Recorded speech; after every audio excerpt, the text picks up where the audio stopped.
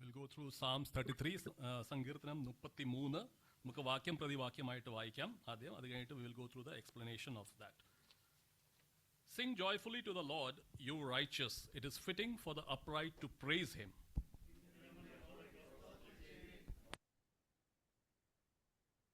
Sing to him a new song, play skillfully and shout for joy.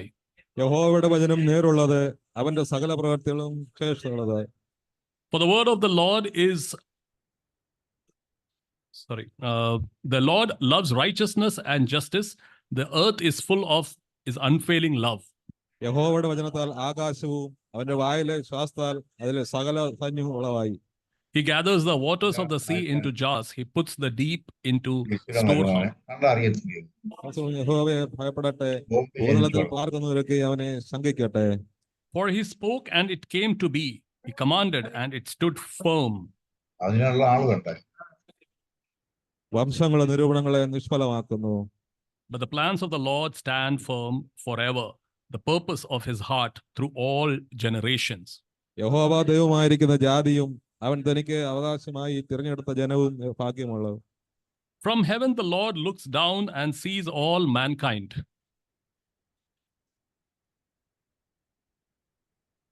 He who forms the hearts of all who considers everything they do. രാജാവ് സ്വയം പ്രാപിക്കുന്നില്ല, ബാലാധിക്യം കൊണ്ട് രക്ഷപ്പെടുന്നതുമില്ല. A horse's vain hope for deliverance, despite all its great strength, it cannot save. യഹോവയുടെ ദൃഷ്ടി തന്റെ ഭക്തന്മാരുടെ മേലും തന്റെ നന്മയ്ക്കായി പ്രത്യാശിക്കുന്നവരുടെ മേലും ഇരിക്കുന്നു.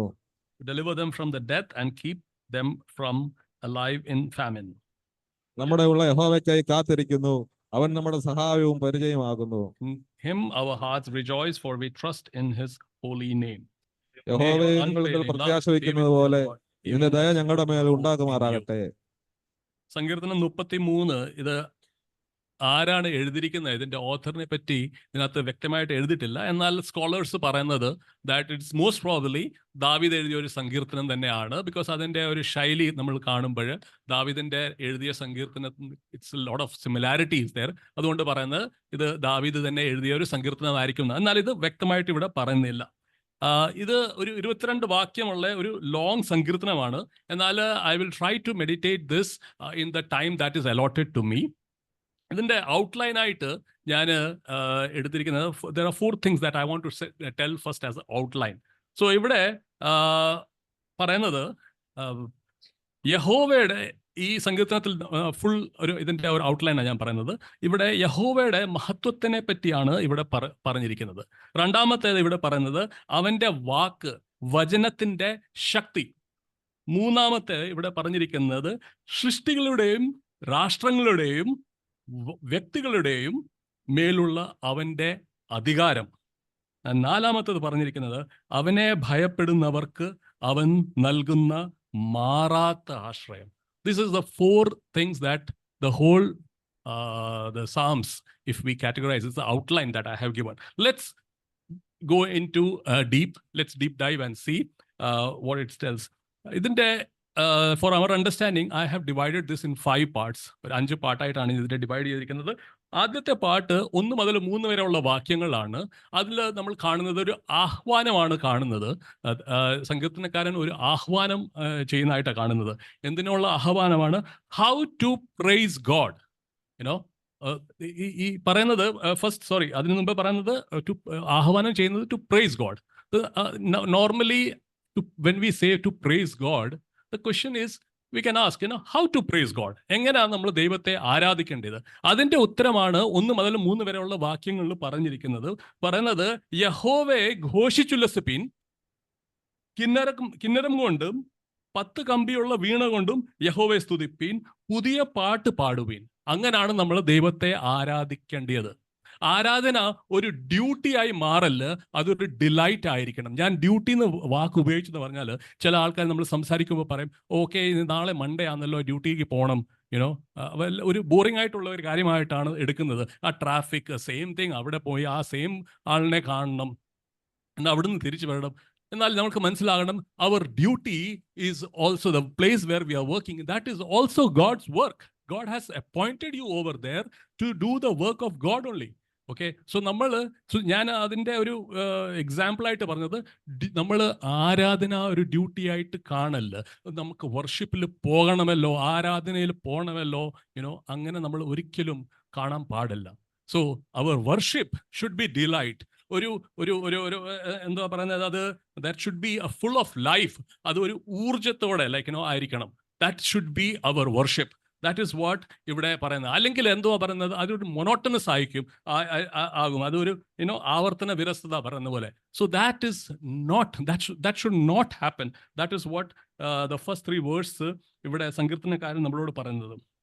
ഇവിടെ ആദ്യത്തെ ഫസ്റ്റ് വേഴ്സിൽ തന്നെ ഉപയോഗിച്ചിരിക്കുന്ന വേഴ്സിൽ പറയുന്നത്, സ്തുതിക്കുന്നത് നേരുള്ളവർക്ക് ഉചിതമല്ലോ. സ്തുതിക്കുന്നത് നേരുള്ളവർക്ക് ഉചിതമല്ലോ. വൈ? എന്തുകൊണ്ട് അത് ഉചിതം? So let's C. അതിൻ്റെ ആൻസർ ആണ് 4 മുതൽ 9 വരെയുള്ള വാക്യങ്ങളിൽ പറഞ്ഞിരിക്കുന്നത്. 4 മുതൽ 9 വരെയുള്ള വാക്യങ്ങൾ നമ്മൾ വായിക്കുമ്പോൾ അതിനെ നമുക്ക് 2 ആയിട്ട് ഡിവൈഡ് ചെയ്യാൻ പറ്റും. 4ഉം 5ഉം വാക്യവും, പിന്നെ 6 മുതൽ 9 വരെയുള്ള വാക്യം. 4ഉം 5ഉം വാക്യത്തിൽ പറയുന്നത് ദൈവത്തിൻ്റെ ഒരു ക്യാരക്ടറിസ്റ്റിക്സ്, ഹിസ് എന്തുവാ ഒരു സവിശേഷതകൾ, അതിനെപ്പറ്റിയാണ് പറഞ്ഞിരിക്കുന്നത്. ആൻഡ് 6 മുതൽ 9 വരെയുള്ള വാക്യങ്ങൾ പറയുന്നത് സൃഷ്ടിയുടെ ആരംഭത്തിൽ കാണുന്ന യഹോവയുടെ ശക്തി, അതാണ് പറഞ്ഞിരിക്കുന്നത്. These are the 2 things that has been told within 4 to 9 verses. And ഇവിടെ പറയുന്നത്, ഞാൻ ഇത് സമറൈസ് ചെയ്യുകയാണെങ്കിൽ പറയുന്നത്, യഹോവയുടെ വചനം നേരുള്ളവരാണ്,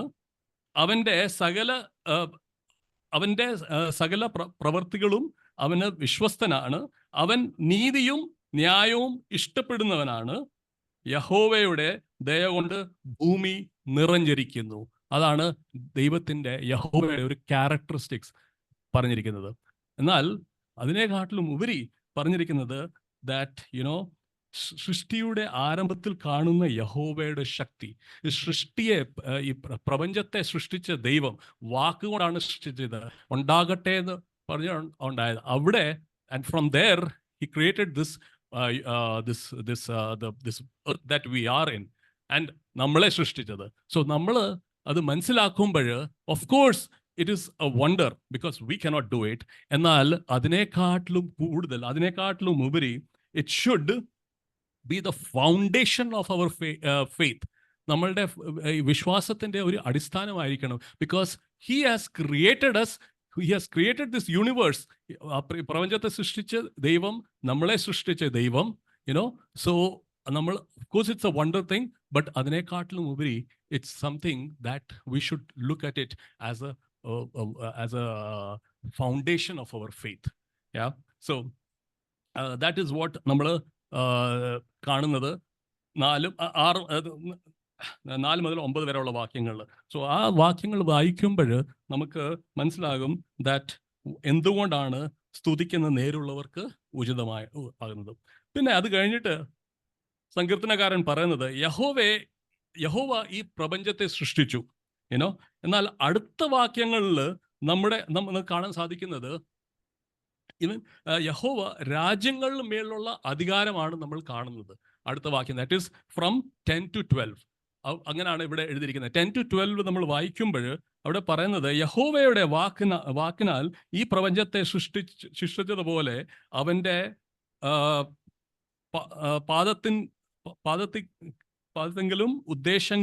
പദ്ധതികളും ഉദ്ദേശങ്ങളും രാഷ്ട്രങ്ങളുടെ വിധയെ നയിക്കുന്നു. Sorry for my pronunciation. I'm trying to see as much as possible. I'm trying to tell it in Malayalam. അതുകൊണ്ടാണ്. So yeah. So അതാണ് ഇവിടെ പറയുന്നത്. So just as the God word created the universe, his plans and purposes guides the fate of nations. That is what it is telling. 10 to 12 verse പറയുന്നത്, the psalmist then ഒരു contrast ആണ് ചെയ്യുന്നത്. നമ്മളുടെ പ്ലാനും and ദൈവത്തിൻ്റെ പ്ലാനും. നമ്മളുടെ പ്ലാനിനകത്ത് there is no guarantee that the plan will be successful. എന്നാൽ ദൈവത്തിൻ്റെ plan is forever. It is firm and it will never fail. അതാണ് ഇവിടെ പറയുന്നത്. നമ്മൾ ഈ ഭൂമി താമസിക്കുന്ന, the world in which we are living, ഒരു അൺസർട്ടനിറ്റിയുടെ ഒരു വേൾഡിലാണ്, അതിനകത്തൊരു സെർട്ടിനിറ്റി ഇല്ല. നാളെ എന്തോ ആയി തീരുമെന്ന് നമുക്കൊന്നും അറിയത്തില്ല. നമ്മൾ പ്ലാൻ ഉണ്ടാക്കിയാൽ നമുക്ക് പല പ്ലാൻസും ഉണ്ടാക്കാം. എന്നാൽ എത്രത്തോളം സക്സസ് ആകുമെന്ന് ഈ അൺസർട്ടനിറ്റി ഉള്ള വേൾഡിൽ നമുക്കറിയാൻ പറ്റത്തില്ല. എന്നാൽ then the only solution is to align our plan with God's plan. And then what we can see, then we can find the security. The moment we align നമ്മൾ ദൈവമേ യുവർ വിൽ ഷുഡ് ഹാപ്പൻ, അത് നമ്മൾ പറയുമ്പോൾ അതൊരു security ആണ് തരുന്നത്. It gives A piece and gives A confidence. അതാണ് ഇവിടെ സങ്കീർത്തനക്കാരൻ പറയുന്നത്. സോ സങ്കീർത്തനക്കാരൻ യഹോവയുടെ രാജ്യത്തിന്മേലുള്ള അധികാരത്തിനെ പറ്റി പറഞ്ഞു, പിന്നെ വ്യക്തികളുടെ മേലുള്ള അധികാരത്തിനെ പറ്റി പറഞ്ഞു, അങ്ങനെ പറഞ്ഞു. ആൻഡ് നൗ അടുത്തത് ഈ he's talking about in verses 13 to 19. What he's talking is the psalmist then moves from God's control over the nation to the individual. So നമ്മൾ മനസ്സിലാക്കണം, ആദ്യമേ he said that ദൈവം ഈ പ്രപഞ്ചത്തെ സൃഷ്ടിച്ചു, അതിൻ്റെ മേൽ രാജ്യത്തിൻ്റെ മേൽ ഉള്ള ഒരു ദൈവത്തിൻ്റെ അധികാരം. അത് കഴിഞ്ഞിട്ട് പറഞ്ഞ് നമ്മളിൽ മേലുള്ള ഒരു അധികാരം, സോ ഇൻഡിവിജ്വൽ മേലിൽ ദൈവത്തിൻ്റെ ഒരു അധികാരമുണ്ട്. he's talking about that. Now he is saying finally in 13 to 19 verse പറയുന്നത് യഹോവ സ്വർഗത്തിൽ നിന്ന് കാണുന്നു. 13ാമത്തെ വേഴ്സിൽ പറയുന്നത് യഹോവ സ്വർഗത്തിൽ നിന്ന് കാണുന്നു. And what he sees, he can not only he can see our deeds, നമ്മൾ എന്തുവാ ചെയ്യുന്നത് അത് മാത്രമല്ല കാണുന്നത്, even our thoughts, നമ്മൾ എന്തുവാ our thoughts, whatever it is, അത് വരെ ദൈവത്തിന് മനസ്സിലാകുന്നുണ്ട്. And that is what it says over there. See, humans-ന് ഒരു ടെൻഡൻസി ഉണ്ട് to make to have trust in our own strength. നമ്മളുടെ ഓൺ സ്ട്രെങ്ത്തിൽ ആശ്രയിക്കുവാനുള്ള ഒരു ടെൻഡൻസിയാണ് എല്ലാ ഹ്യൂമൻസിനും ഉള്ള ഒരു ഇതാണ്. എന്നാൽ 16ാമത്തെ വേഴ്സിൽ വരുമ്പോൾ ഈ സങ്കീർത്തനക്കാരൻ പറയുന്നത്, no king is saved by the size of his army and no warrior by his great strength. it is very clearly saying in 16ാമത്തെ, no king. So who are we? Then which means true deliverance comes from God alone. 18ാമത്തെ വാക്യത്തിൽ വരുമ്പോൾ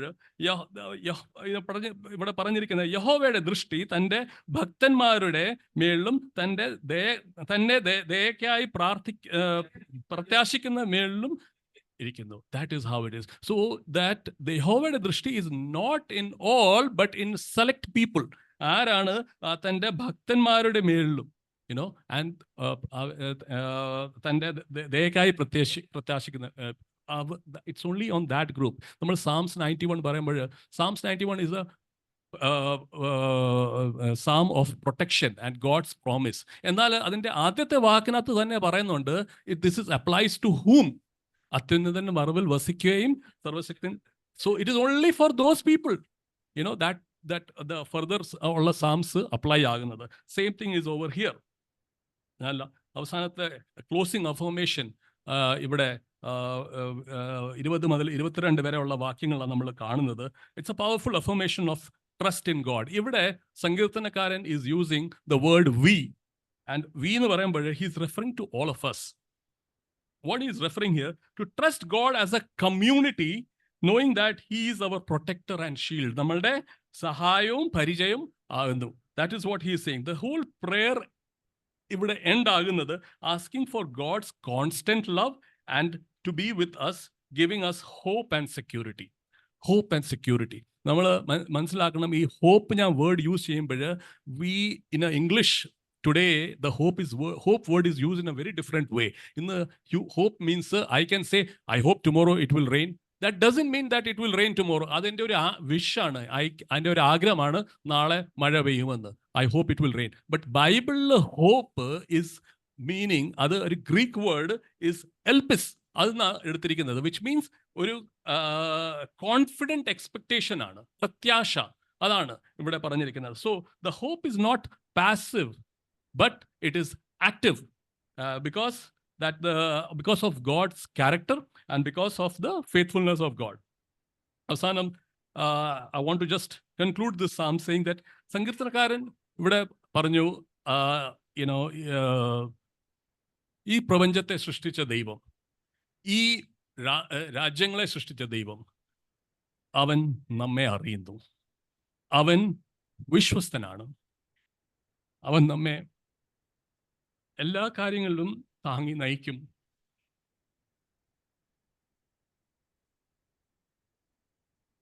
ഈ സങ്കീർത്തനം നമ്മുടെ വിശ്വാസത്തിന്റെ പുതുക്കത്തിനായിട്ട് സഹായിക്കുമാറാകട്ടെ. ആമേൻ.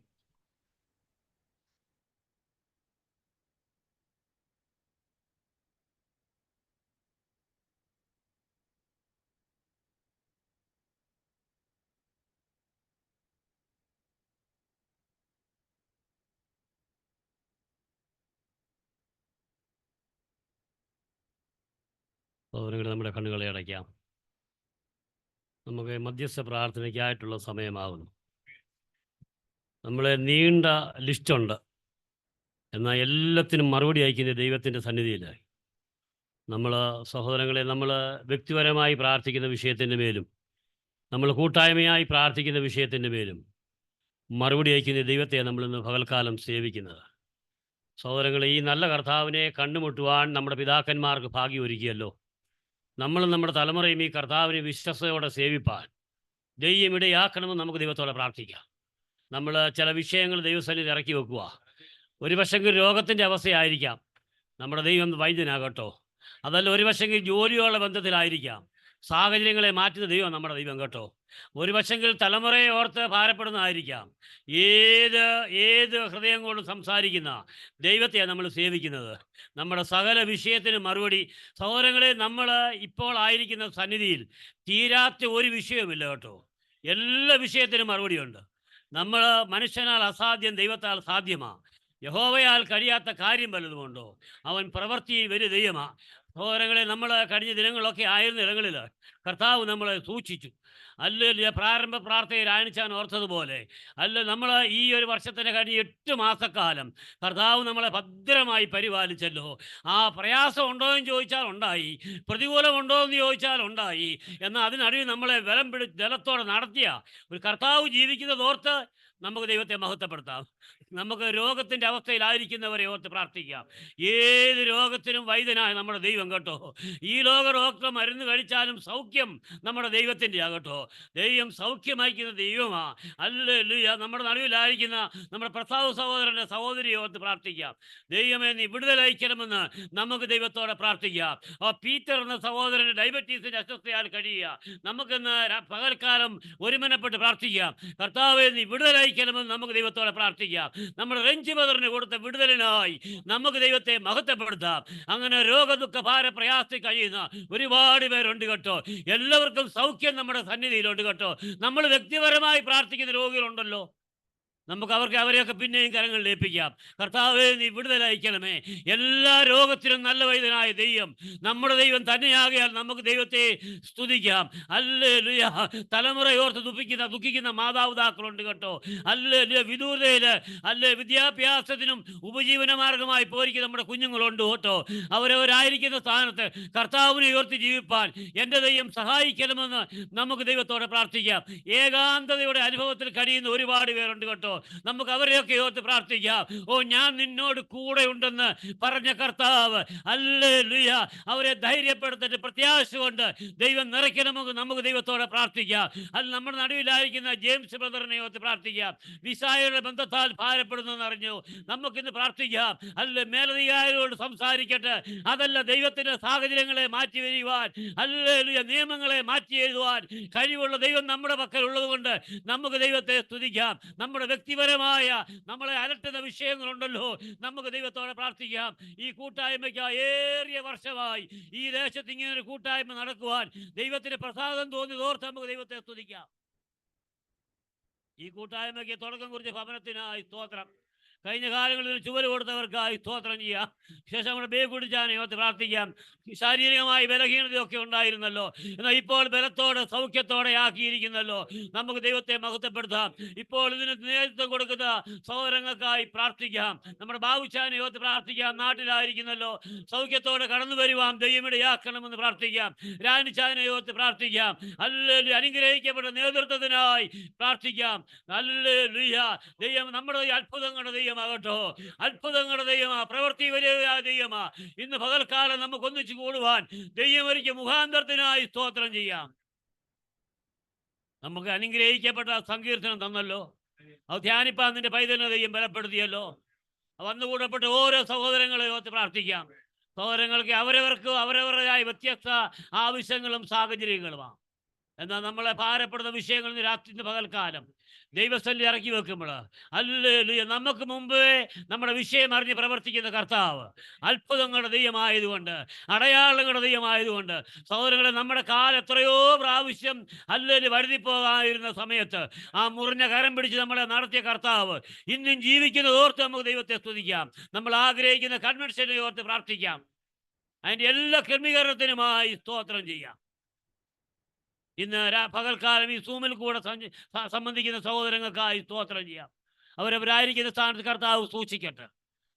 ഇന്ന് പകൽക്കാലം നമ്മുടെ മധ്യേ തിരുവചനമായി വന്ന പൈതലിനായി സ്തോത്രം ചെയ്യാം. ദൈവം കൊടുത്തിരിക്കുന്ന ആ താലന്ത് ദേശത്തിന്റെ വിവിധ ഭാഗങ്ങളിൽ പോയി ദൈവം അയക്കുന്നിടത്തൊക്കെയും നിന്റെ പൈതലെ ശുശ്രൂഷിപ്പാൻ ഓരോ ദിവസവും നിന്റെ പൈതലിനെ ദൈവം അയക്കുന്നത് ഓർത്ത് നമുക്ക് ദൈവത്തെ മഹത്വപ്പെടുത്താം. സഹോദരങ്ങൾ, ഇന്ന് പകൽക്കാലം നമ്മളോട് സംസാരിക്കുന്ന ദൈവവചനം അല്ലേ നമ്മുടെ ജീവിതത്തിൻ്റെയും നമ്മുടെ ആത്മീയ ജീവിതത്തെ അനുഗ്രഹത്തിന് മുഖാന്തരമാക്കി തീർക്കുവാൻ ദൈവം സഹായിക്കണമെന്ന് നമുക്ക് ദൈവത്തോടെ പ്രാർത്ഥിക്കാം. നമ്മുടെ നടുവിലായിരിക്കുന്ന കുഞ്ഞുങ്ങളെ ഓർത്ത് പ്രാർത്ഥിക്കാം. സഹോദരങ്ങളെ, നമ്മുടെ കുഞ്ഞുങ്ങൾ സത്യത്തിൽ നടക്കുന്ന അറിയുന്നതിനേക്കാൾ വേറെ ഒരു സന്തോഷം നമ്മുടെ ജീവിതത്തിലില്ല. നമ്മുടെ കുഞ്ഞുങ്ങളെ കർത്താവിനെ ഉയർത്തി ജീവിപ്പാൻ ദൈവം ഇടയാക്കാൻ നമുക്ക് ദൈവത്തോടെ പ്രാർത്ഥിക്കാം. ലോകത്തിൻ്റെ വിവിധ ഭാഗങ്ങളാണ് നമ്മുടെ കുഞ്ഞുങ്ങളായിരിക്കുന്നല്ലോ. കുടുംബസ്ഥരായിരിക്കും നമ്മുടെ കുഞ്ഞുങ്ങളെ ഓർത്ത് പ്രാർത്ഥിക്കാം. കുടുംബജീവിതത്തിന് വേണ്ടി ആഗ്രഹിക്കുന്ന കുഞ്ഞുങ്ങളെ ഓർത്ത് പ്രാർത്ഥിക്കാം. അല്ലെ തലമുറയ്ക്ക് വേണ്ടി ആഗ്രഹിക്കുന്നവരെ ഓർത്ത് പ്രാർത്ഥിക്കാം. ഉദരവെള്ളം വഹിക്കുന്നവരെ ഓർത്ത് പ്രാർത്ഥിക്കാം. എല്ലാ വിഷയത്തിനും മറുപടി നമ്മുടെ കർത്താവിൻ്റെ ഇതിലുള്ളതോർത്ത് നമുക്ക് ദൈവത്തെ സ്തുതിക്കാം. നമ്മൾ പരസ്പരം പറയാത്ത വിഷയങ്ങൾ നമ്മൾ മറ്റുള്ളവരോട് പറഞ്ഞ ഒരു പക്ഷെങ്കിൽ മറ്റുള്ളവർ എന്ത് വിചാരിക്കുമെന്ന് നമ്മുടെ മനസ്സിൽ കൊണ്ടു കിടക്കുന്ന വിഷയം നമ്മുടെ ജീവിതത്തിലുണ്ട്, എല്ലാവർക്കും ഉണ്ട്. എന്നാൽ സഹോദരങ്ങളെ, നിന്റെ വിഷയം ഏത് വിഷയമാണെങ്കിലും അതിന് മറുപടി എൻ്റെ കർത്താവിൻ്റെ പാദവീഴ്ത്തുകളുണ്ട് കേട്ടോ. ദൈവസന്നിധിയിൽ മറുപടി ഇല്ലാത്തൊരു വിഷയവുമില്ല. ഇന്ന് പകൽക്കാലം നമ്മളെ പാടി ആരാധിപ്പാൻ ദൈവം നമ്മളെ സഹായിക്കുന്നല്ലോ. കൊയറിനെ ഓർത്ത് പ്രാർത്ഥിക്കാം. നിന്റെ കുഞ്ഞുങ്ങൾ ആത്മനിറവിൽ പാട്ട് പാടുവാൻ, അനുഗ്രഹിക്കപ്പെട്ട നേതൃത്വം കൊടുക്കുവാൻ ദൈവം നിന്റെ കുഞ്ഞുങ്ങളെ സഹായിക്കണമെന്ന് നമുക്ക് ദൈവത്തോടെ പ്രാർത്ഥിക്കാം. സഹോദരങ്ങളെ, നമ്മൾ വന്നു പാർക്കുന്ന ഈ അനുഗ്രഹിക്കപ്പെട്ട ദേശത്തിനായി സ്തോത്രം ചെയ്യാം. നമുക്ക് ഈ ദേശത്ത് വരുവാൻ ഇവിടുത്തെ നന്മ അന്വേഷിപ്പാനൊക്കെ ഭാഗ്യം ഒരുക്കിയല്ലോ. ഇവിടുത്തെ ഭരണാധികാരികൾ നമുക്ക് തന്നിരിക്കുന്നതായ ആരാധന സ്വാതന്ത്ര്യത്തിനായൊക്കെ സ്തോത്രം ചെയ്യാം. നമ്മളൊക്കെ ജോലി ചെയ്യുന്ന സ്ഥാപനങ്ങളെ ഓർത്ത് പ്രാർത്ഥിക്കാം. നമുക്കൊന്ന് ജോലിക്കായി സ്തോത്രം ചെയ്യാം. അനേകര് സഹോദരങ്ങൾ ഈ ദേശത്ത് ജോലിയുള്ള ബന്ധത്തിൽ ജോലി ഇല്ലാതെയും അങ്ങനെ പലവിധമാകുന്ന ബുദ്ധിമുട്ടിലൊക്കെ കഴിയുന്നവരുണ്ട്. നമുക്ക് ദൈവത്തോടെ പ്രാർത്ഥിക്കാം. ദൈവമേ, അത്ഭുതങ്ങൾ ചെയ്യുവാൻ ദൈവത്തിന് മനസ്സ് തോന്നുന്നത് നമുക്ക് ദൈവത്തോടെ പ്രാർത്ഥിക്കാം. സഹോദരങ്ങളെ, കുഞ്ഞുങ്ങളുടെ വഴിതെറ്റി ജീവിതം ഓർത്തുകിക്കുന്ന ഒരുപാട് മാതാപിതാക്കളുണ്ട് കേട്ടോ. നമുക്ക് ദൈവത്തോടെ പ്രാർത്ഥിക്കാം. നമ്മുടെ കുഞ്ഞുങ്ങൾക്ക് നന്മയും തിന്മയും തിരിച്ചറിയുന്ന വിവേകം കൊടുക്കണമെന്ന് നമുക്ക് ദൈവത്തോടെ പ്രാർത്ഥിക്കാം. നമുക്ക് ചേർന്ന് പ്രാർത്ഥിക്കാം. ഞങ്ങൾ അതിവാത്സല്യമായിട്ട് സ്നേഹിക്കുന്ന നല്ല ദൈവമേ, അപ്പോൾ ഈ അനുഗ്രഹിക്കപ്പെട്ട കർത്തദോസത്തിൻ്റെ മധ്യാഹ്നത്തിനായി ഞങ്ങൾ ദൈവത്തെ മഹത്വപ്പെടുത്തുക. അപ്പോൾ ഞങ്ങൾ ആണ്ടിൻ്റെ ആരംഭം മുതൽ ഈ സമയം വരെയും കർത്താവ് ഞങ്ങളെ സൂക്ഷിച്ചു, ദൈവം ഞങ്ങളെ പരിപാലിച്ചു. അപ്പോൾ പുതിയ ഒരു മാസത്തിൻ്റെ പുതിയ ദിവസത്തിലേക്ക് പ്രവേശിപ്പാൻ ദൈവം ഞങ്ങൾക്ക് അനുവാദം തന്നത് ഓർത്ത് ഞങ്ങൾ ദൈവത്തെ സ്തുതിക്കുക. അപ്പോൾ ദൈവസ്ഥന് ഞങ്ങൾ അല്പസമയം ആയിരിക്കുക. ഞങ്ങളെ സന്നിധി ബോധങ്ങൾ ദൈവം ഞങ്ങളെ നിറയ്ക്കണം. ഞങ്ങൾക്ക് അനുഗ്രഹിക്കപ്പെട്ട സങ്കീർത്തനായ സ്തോത്രം അത് ധ്യാനിപ്പാൻ നിന്റെ പൈതലിനെ അഭിഷേകത്തോടെ നിർത്തിയല്ലോ.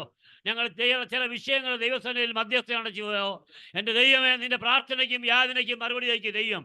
ഞങ്ങളുടെ പ്രാർത്ഥന ശ്രദ്ധ വെച്ച് കേട്ട് ദൈവത്തിൻ്റെ മറുപടിക്കായി ഞങ്ങൾ കാത്തിരിക്കുക. ദൈവമേ, നീ അത്ഭുതങ്ങളുടെ ദൈവമാ, നീ വീരനായ ദൈവമാ, നിത്യപിതാവാ, നീ സമാധാന പ്രഭുവാകിയാൽ ഞങ്ങൾ ദൈവത്തെ മഹത്വപ്പെടുത്തുക. അപ്പോൾ ദൈവത്തിൻ്റെ കരുണ ഞങ്ങളുടെ മേലെ എറിയണമെന്ന് പ്രാർത്ഥിക്കുക. ഞങ്ങളെ നൃത്തം ചെയ്ത് പാടി ആരാധിപ്പാൻ എൻ്റെ ദൈവം ഞങ്ങളെ സഹായിക്കണമെന്ന് ഞങ്ങൾ അങ്ങയോടെ പ്രാർത്ഥിക്കുന്നു.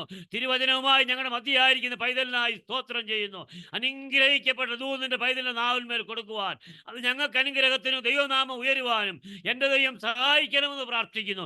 ഈ ഹോളിലായിരിക്കുന്ന സഹോദരങ്ങൾക്കായി സ്തോത്രം, ഓൺലൈനിലായിരിക്കുന്ന സഹോദരങ്ങൾക്കുമായി സ്തോത്രം. എല്ലാവരെയും ഒന്നുപോലെ ദൈവം അനുഗ്രഹിക്കണം. തിരുനാമത്തിനായി ഞങ്ങൾ ജീവിപ്പാൻ ഇടയാക്കണം. സ്വർഗം അങ്ങനെ ചെയ്യുന്നതോർത്ത് സ്തോത്രം.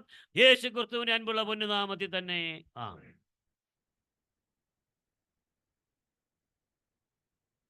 Price the Lord. ഹല്ലേലൂയ. അനുഗ്രഹിക്കപ്പെട്ട വിഷയങ്ങളെ ഒക്കെ ഓർത്ത് പ്രാർത്ഥിപ്പാൻ ദൈവം സഹായിച്ചത് ഓർത്ത് നന്ദിയോടെ സ്തോത്രം ചെയ്യാം.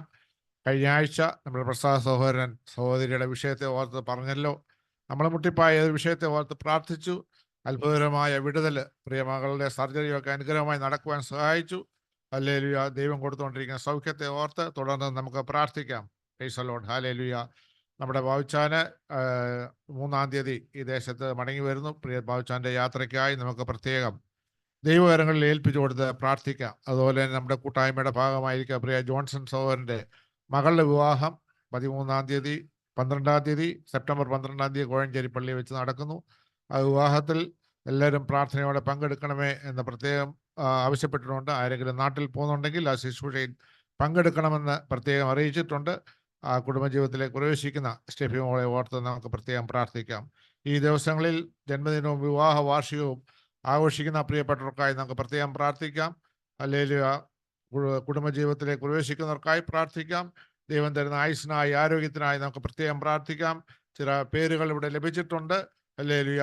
ഇന്ന് ഈ മീറ്റിങ്ങിൽ പങ്കെടുക്കുന്ന എല്ലാ പ്രിയപ്പെട്ടവരെയും നമുക്ക് ഓർത്ത് പ്രാർത്ഥിക്കാം. ഇന്ന് ബർത്ത്ഡേ ആഘോഷിക്കുന്ന മിനി റോയ്ക്കായി നമുക്ക് പ്രത്യേകം പ്രാർത്ഥിക്കാം.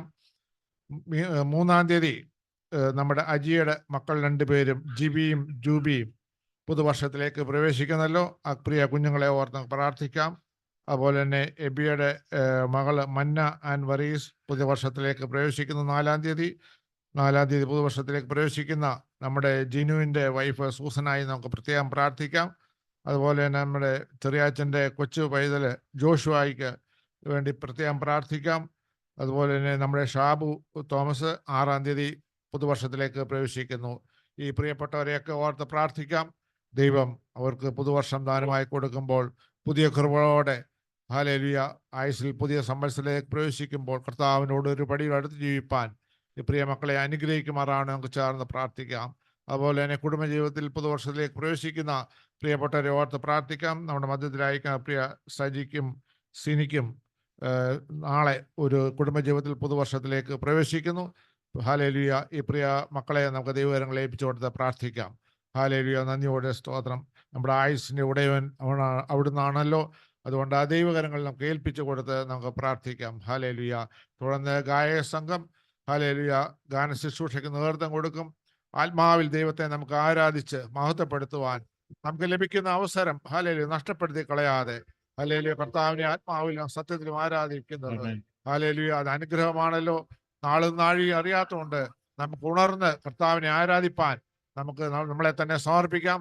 അതുകൊണ്ട് എല്ലാവരും ഹല്ലേലൂയ എഴുന്നേറ്റ് ഇന്ന് ഈ ശുശ്രൂഷയിൽ പങ്കെടുക്കണം ദൈവനാമത്തിൽ ഓർപ്പിക്കും. Praise the Lord.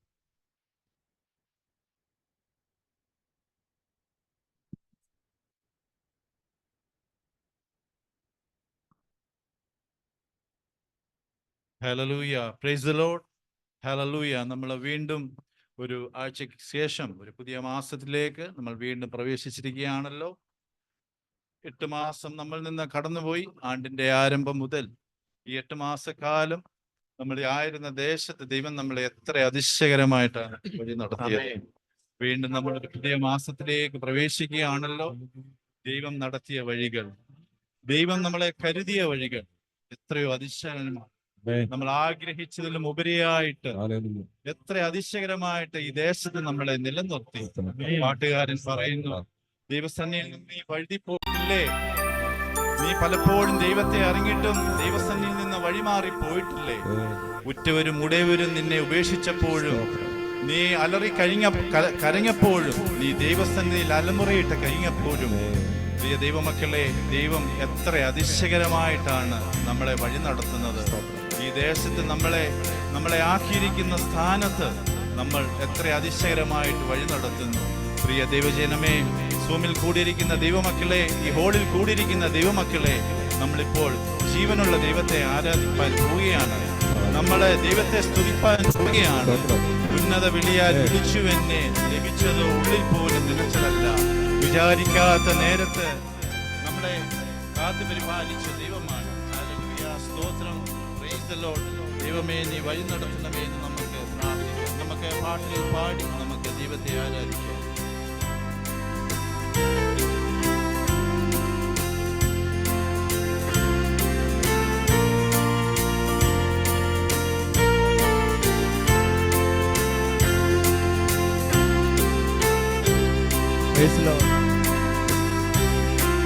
ദൈവത്തിന്റെ സ്നേഹം, ഹല്ലേലൂയ, നമ്മളെ മാറോട് ചേർക്കുന്ന ആ സ്നേഹം ഒരുമിച്ച് പാടാം. ദൈവത്തിന്റെ സ്നേഹം എത്ര ശ്രേഷ്ഠം, ആയതിനാഴം ആർക്ക് വർണ്ണിക്കാം.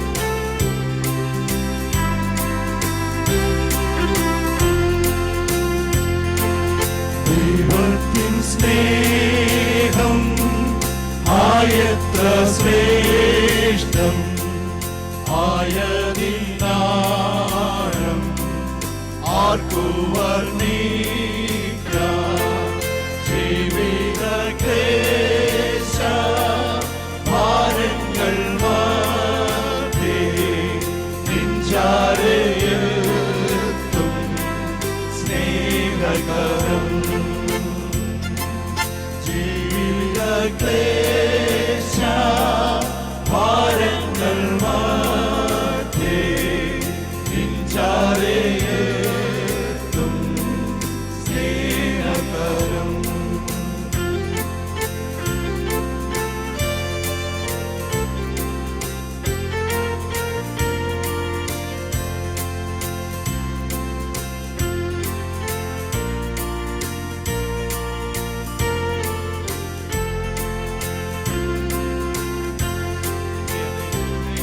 ജീവിതത്തിന്റെ ഭാരങ്ങളുടെ വേളയിൽ, പ്രയാസങ്ങളുടെ മധ്യത്തിൽ ദൈവം നമ്മെ കൈക്ക് പിടിച്ച് വഴി നടത്തുന്ന ഒരു ദൈവം, ആരോടണച്ച് സ്നേഹിക്കുന്ന ദൈവം.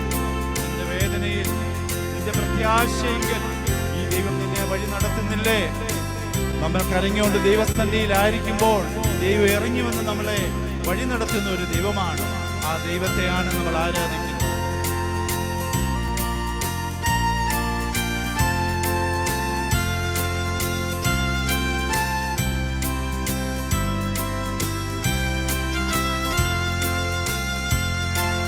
മരുഭൂമിൽ വാടിത്തളർന്നിടുമ്പോ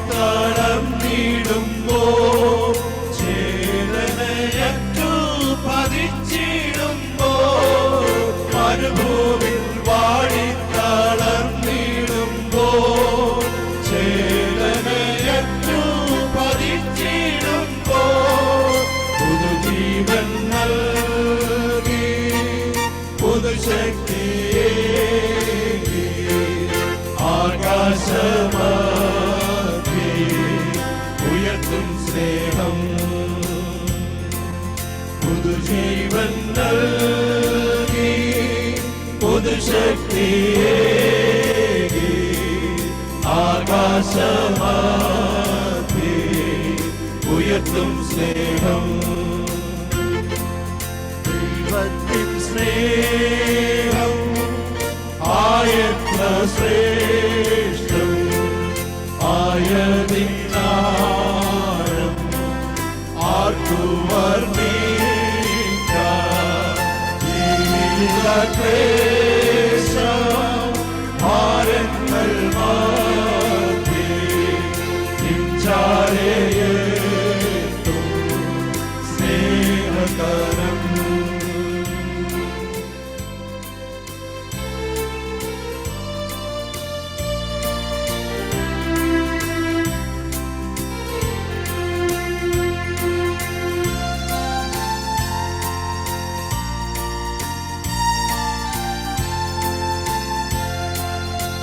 ഉറ്റവർ നിന്നിച്ച് തള്ളിടുമ്പോൾ, ശിക്ഷ വിധിച്ച് രസിക്കുമ്പോഴും പെറ്റമ്മ പോലെ നമ്മളെ മാറോടണയ്ക്കുന്ന കർത്താവിനെ നമുക്ക് ഒരുമിച്ച് ചേർന്ന് പാടാം. ഉറ്റവർ നിന്നിച്ച് തള്ളിടുമ്പോൾ.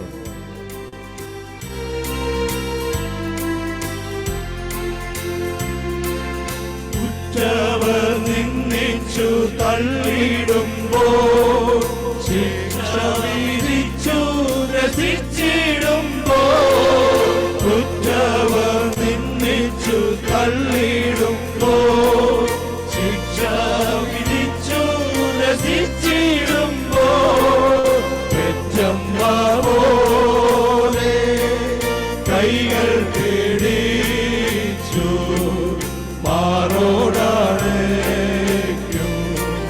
ക്രൂശിൻ സ്നേഹം. പെറ്റമ്മ പോലെ കൈകൾ പിടിച്ചു മാറോടണയ്ക്കും ക്രൂശിൻ സ്നേഹം. ദൈവത്തിൻ സ്നേഹം ആയത്ര ശ്രേഷ്ഠം, ആയതിനാലും ആർക്കു വർണ്ണിക്കാം ജീവിതക്ലേശ ഭാരങ്ങൾ മാറ്റി നിൻചാരയെത്തും സ്നേഹകരം. ജീവിതക്ലേശ ഭാരങ്ങൾ മാറ്റി നിൻചാരയെത്തും സ്നേഹകരം.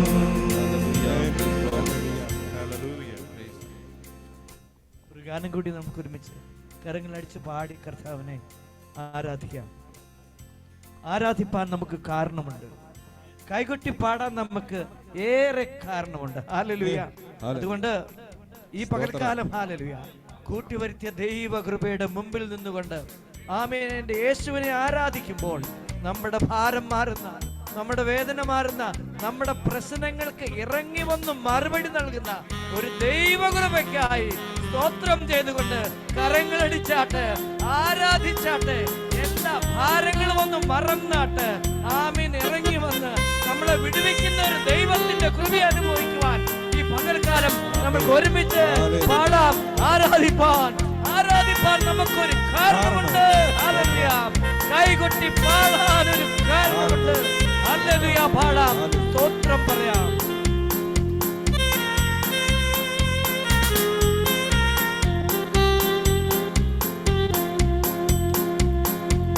ആരാധിപ്പാൻ നമുക്ക് കാരണമുണ്ട്, കൈകൊട്ടി പാടാനേറെ കാരണമുണ്ട്. ആരാധിപ്പാൻ നമുക്ക് കാരണമുണ്ട്, കൈകൊട്ടി പാടാനേറെ കാരണമുണ്ട്. ഹല്ലേലൂയ, ഹല്ലേലൂയ, നമ്മുടെ യേശു ജീവിക്കുന്നു. ഹല്ലേലൂയ, ഹല്ലേലൂയ, നമ്മുടെ യേശു ജീവിക്കുന്നു. കാലുകളേറെ കുറെ വഴുതിപ്പോയി, ഒരിക്കലും ഉയരില്ല എന്നു നിനച്ചു. കാലുകളേറെ കുറെ വഴുതിപ്പോയി, ഒരിക്കലും ഉയരില്ല എന്നു നിനച്ചു. എന്റെ നിലവുകൾ ദൈവം മാറ്റിയെഴുതി, പിന്നെക്കാൽ വഴുതുവാനിട വന്നില്ല. എന്റെ നിലവുകൾ ദൈവം മാറ്റിയെഴുതി, പിന്നെക്കാൽ വഴുതുവാനിട വന്നില്ല. ഹല്ലേലൂയ, ഹല്ലേലൂയ, നമ്മുടെ യേശു ജീവിക്കുന്നു. ഹല്ലേലൂയ, ഹല്ലേലൂയ, നമ്മുടെ യേശു ജീവിക്കുന്നു. വിളിയാൽ വിളിച്ചു എന്നെ, വിളിച്ചതോ ഉള്ളിൽ പോലും നിലച്ചതല്ല. ഉന്നത വിളിയാൽ വിളിച്ചു എന്നെ, വിളിച്ചതോ ഉള്ളിൽ പോലും നിലച്ചതല്ല. ദയവോ നീ എന്റെ മേൽ ചൊരിഞ്ഞതല്ലേ, ആയുസ്സെല്ലാം നിനക്കായി നൽകി. ദയവോ നീ എന്റെ മേൽ ചൊരിഞ്ഞതല്ലേ, ആയുസ്സെല്ലാം നിനക്കായി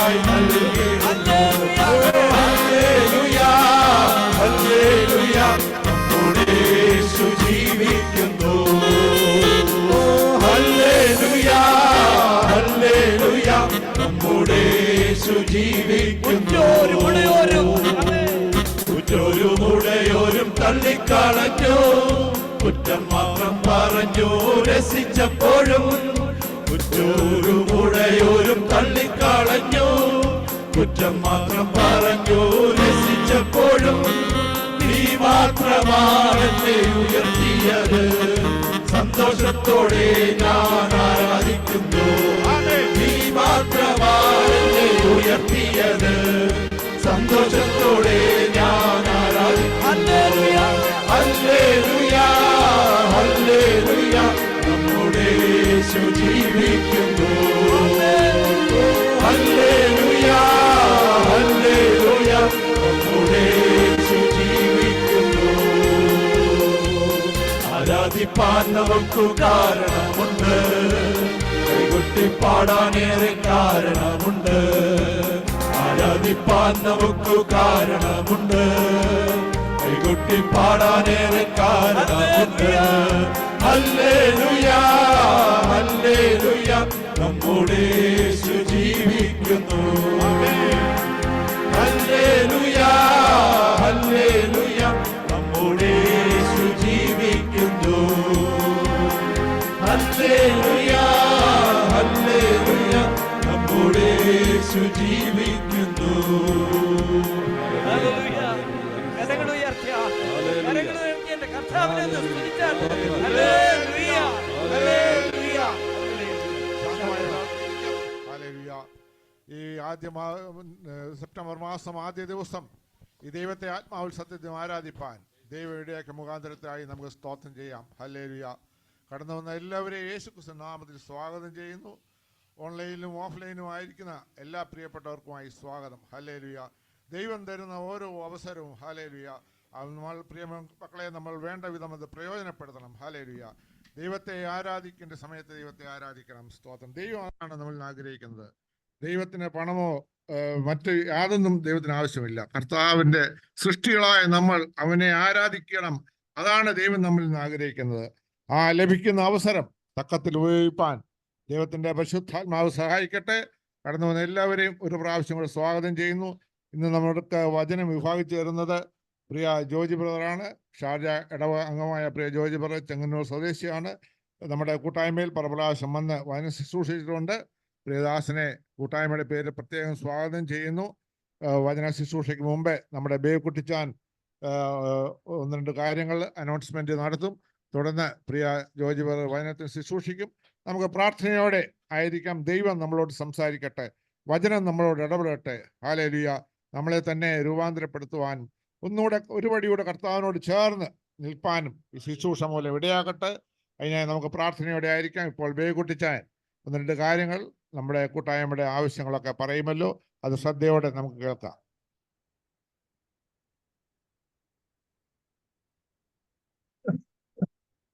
കർത്താവിന്റെ അതിപരിശുദ്ധ നാമം വാഴ്ത്തപ്പെടട്ടെ.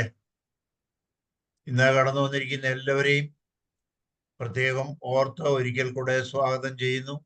ഓൺലൈനിലും ലൈവായിട്ടുമുള്ള പ്രിയപ്പെട്ടവരെ എല്ലാം ഓർത്ത് ദൈവത്തിന് മഹത്വം.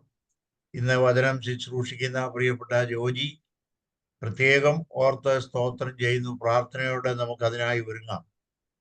പ്രിയപ്പെട്ടവരെ, കഴിഞ്ഞ 39 വർഷമായി നമ്മുടെ കൂട്ടായ്മ നടക്കുവാൻ ദൈവം സഹായിച്ചു. ഇത്രത്തോളം ദൈവം നമ്മെ പരിപാലിച്ചു, സൂക്ഷിച്ചു. എല്ലാറ്റിനുമായും ദൈവത്തിന് മഹത്വം. നമ്മൾക്ക് വളരെ സ്വാതന്ത്ര്യത്തോടെ സാവകാശമായി ഈ അന്യദേശത്താണെങ്കിലും ഇങ്ങനെ ഒരു കൂടിവരവിനുള്ള അവസരം ദൈവം ഒരുക്കി തരുന്നു. എന്നാൽ ഇതിനൊന്നും അവസരമില്ലാതെ ബുദ്ധിമുട്ടുന്ന അല്ലെങ്കിൽ യേശുവിനെ അറിയാത്ത അനേക ജാതികൾ, അനേക മനുഷ്യർ പലയിടങ്ങളിലായിട്ട് വസിക്കുന്നു. നമുക്കറിയാം, അവരുടെ ഇടയിലൊക്കെ കർത്താവിൻ്റെ വചനവുമായി അനേക പ്രിയപ്പെട്ടവർ കടന്നു പോയിട്ടുണ്ട്. നമുക്ക് തന്നിരിക്കുന്ന ഈ നല്ല അവസരത്തെ ഓർത്ത് ദൈവത്തെ സ്തുതിക്കുമ്പോൾ, നാം ഇങ്ങനെ ആയിരിക്കുമ്പോൾ മറ്റുള്ളവരെ അത് ഓർക്കുകയും നമ്മളെ ഏൽപ്പിച്ച ഉത്തരവാദിത്വം, കർത്താവ് ഈ ലോകത്തിൽ ജീവിച്ച് സ്വർഗാരോഹണം ചെയ്യുമ്പോൾ കർത്താവ് തന്റെ ശിഷ്യന്മാരെ വിളിച്ച് ഓർപ്പിച്ച ഒരു വലിയ ശുശ്രൂഷയുണ്ട്. നിങ്ങൾ പോയി സകല സൃഷ്ടിയോടും സുവിശേഷം അറിയിപ്പീൻ. അതിൻ്റെ കൂടെ ഒരു വാഗ്ദത്തം കൂടെ ഉണ്ട്. ഞാനോ എല്ലാ നാളും നിങ്ങളോടുകൂടെ ഇരിക്കും. Praise the Lord. പ്രിയപ്പെട്ടവരെ, നമ്മോടുകൂടെ ഇരിക്കുന്ന ദൈവത്തെ ഓർക്കുകയും അത് നമ്മൾ ധ്യാനിക്കുകയും ചെയ്യുമ്പോൾ നമ്മളെ ഏൽപ്പിച്ച ശുശ്രൂഷ പലപ്പോഴും നമ്മൾ മറന്ന് നമ്മളിലേക്ക് മടങ്ങുന്ന സാഹചര്യമുണ്ട്. നമ്മളെ ഏൽപ്പിച്ച വലിയൊരു ഉത്തരവാദിത്വം നാം എല്ലാവരും ഇതിനെ കണക്ക് ബോധിപ്പിക്കേണ്ടവരുമാണ് ദൈവസന്നിധിയിൽ. നമുക്കത് ഓർമ്മയോടെ ഓർത്ത് പ്രാർത്ഥിക്കുകയും സ്തോത്രം ചെയ്യുകയും ചെയ്യാം. നമുക്ക് ഈ അവസരങ്ങളൊക്കെ ലഭിച്ചപ്പോൾ നമുക്ക് തന്ന ഈ വലിയ ഉത്തരവാദിത്വം നമുക്ക് വേണ്ടി പ്രവർത്തിക്കുന്ന അനേക പ്രിയപ്പെട്ടവർ, അനേക സുവിശേഷ സംഘടനകൾ, അനേക മിഷണറിമാർ ലോകത്തിന്റെ പല ഭാഗങ്ങളിൽ, അതുപോലെ ഭാരതത്തിന്റെ പല ഭാഗങ്ങളിൽ പ്രവർത്തിക്കുന്നുണ്ടല്ലോ.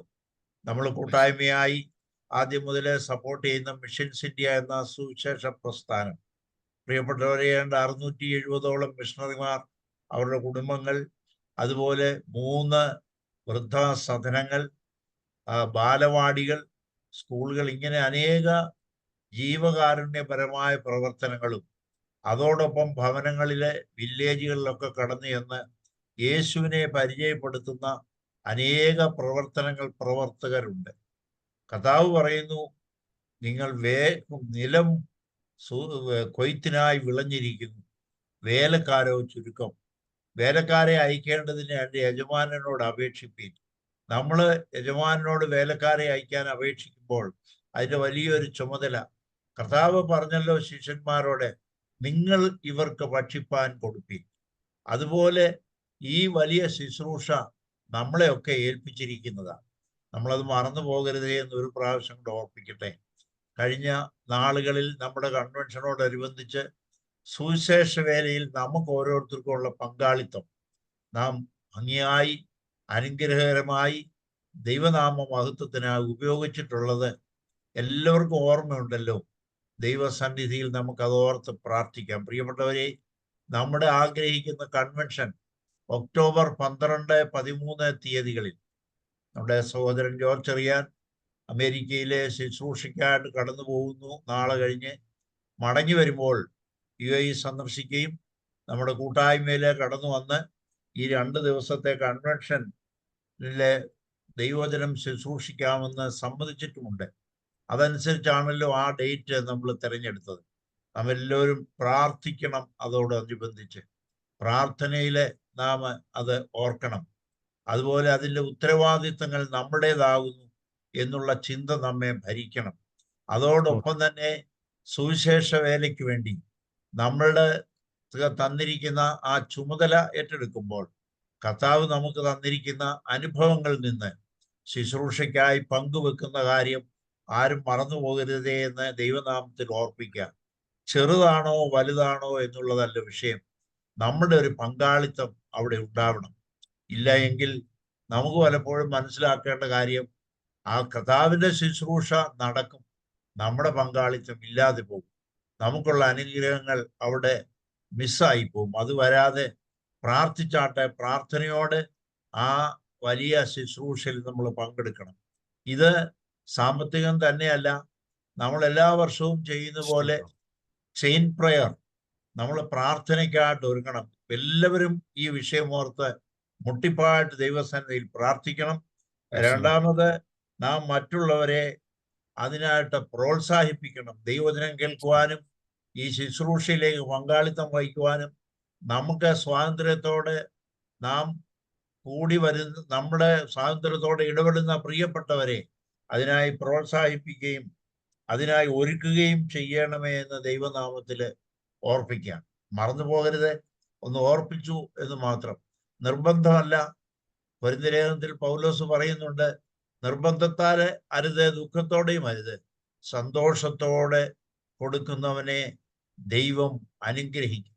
അതുകൊണ്ട് നമുക്ക് തന്നിരിക്കുന്ന അനുഭവത്തിൽ നിന്ന് ഒരു പങ്ക്, ചെറുതോ വലുതോ എന്നുള്ളതല്ല വിഷയം, നമ്മുടെ പങ്കാളിത്തം അവിടെ ഉറപ്പിക്കണം.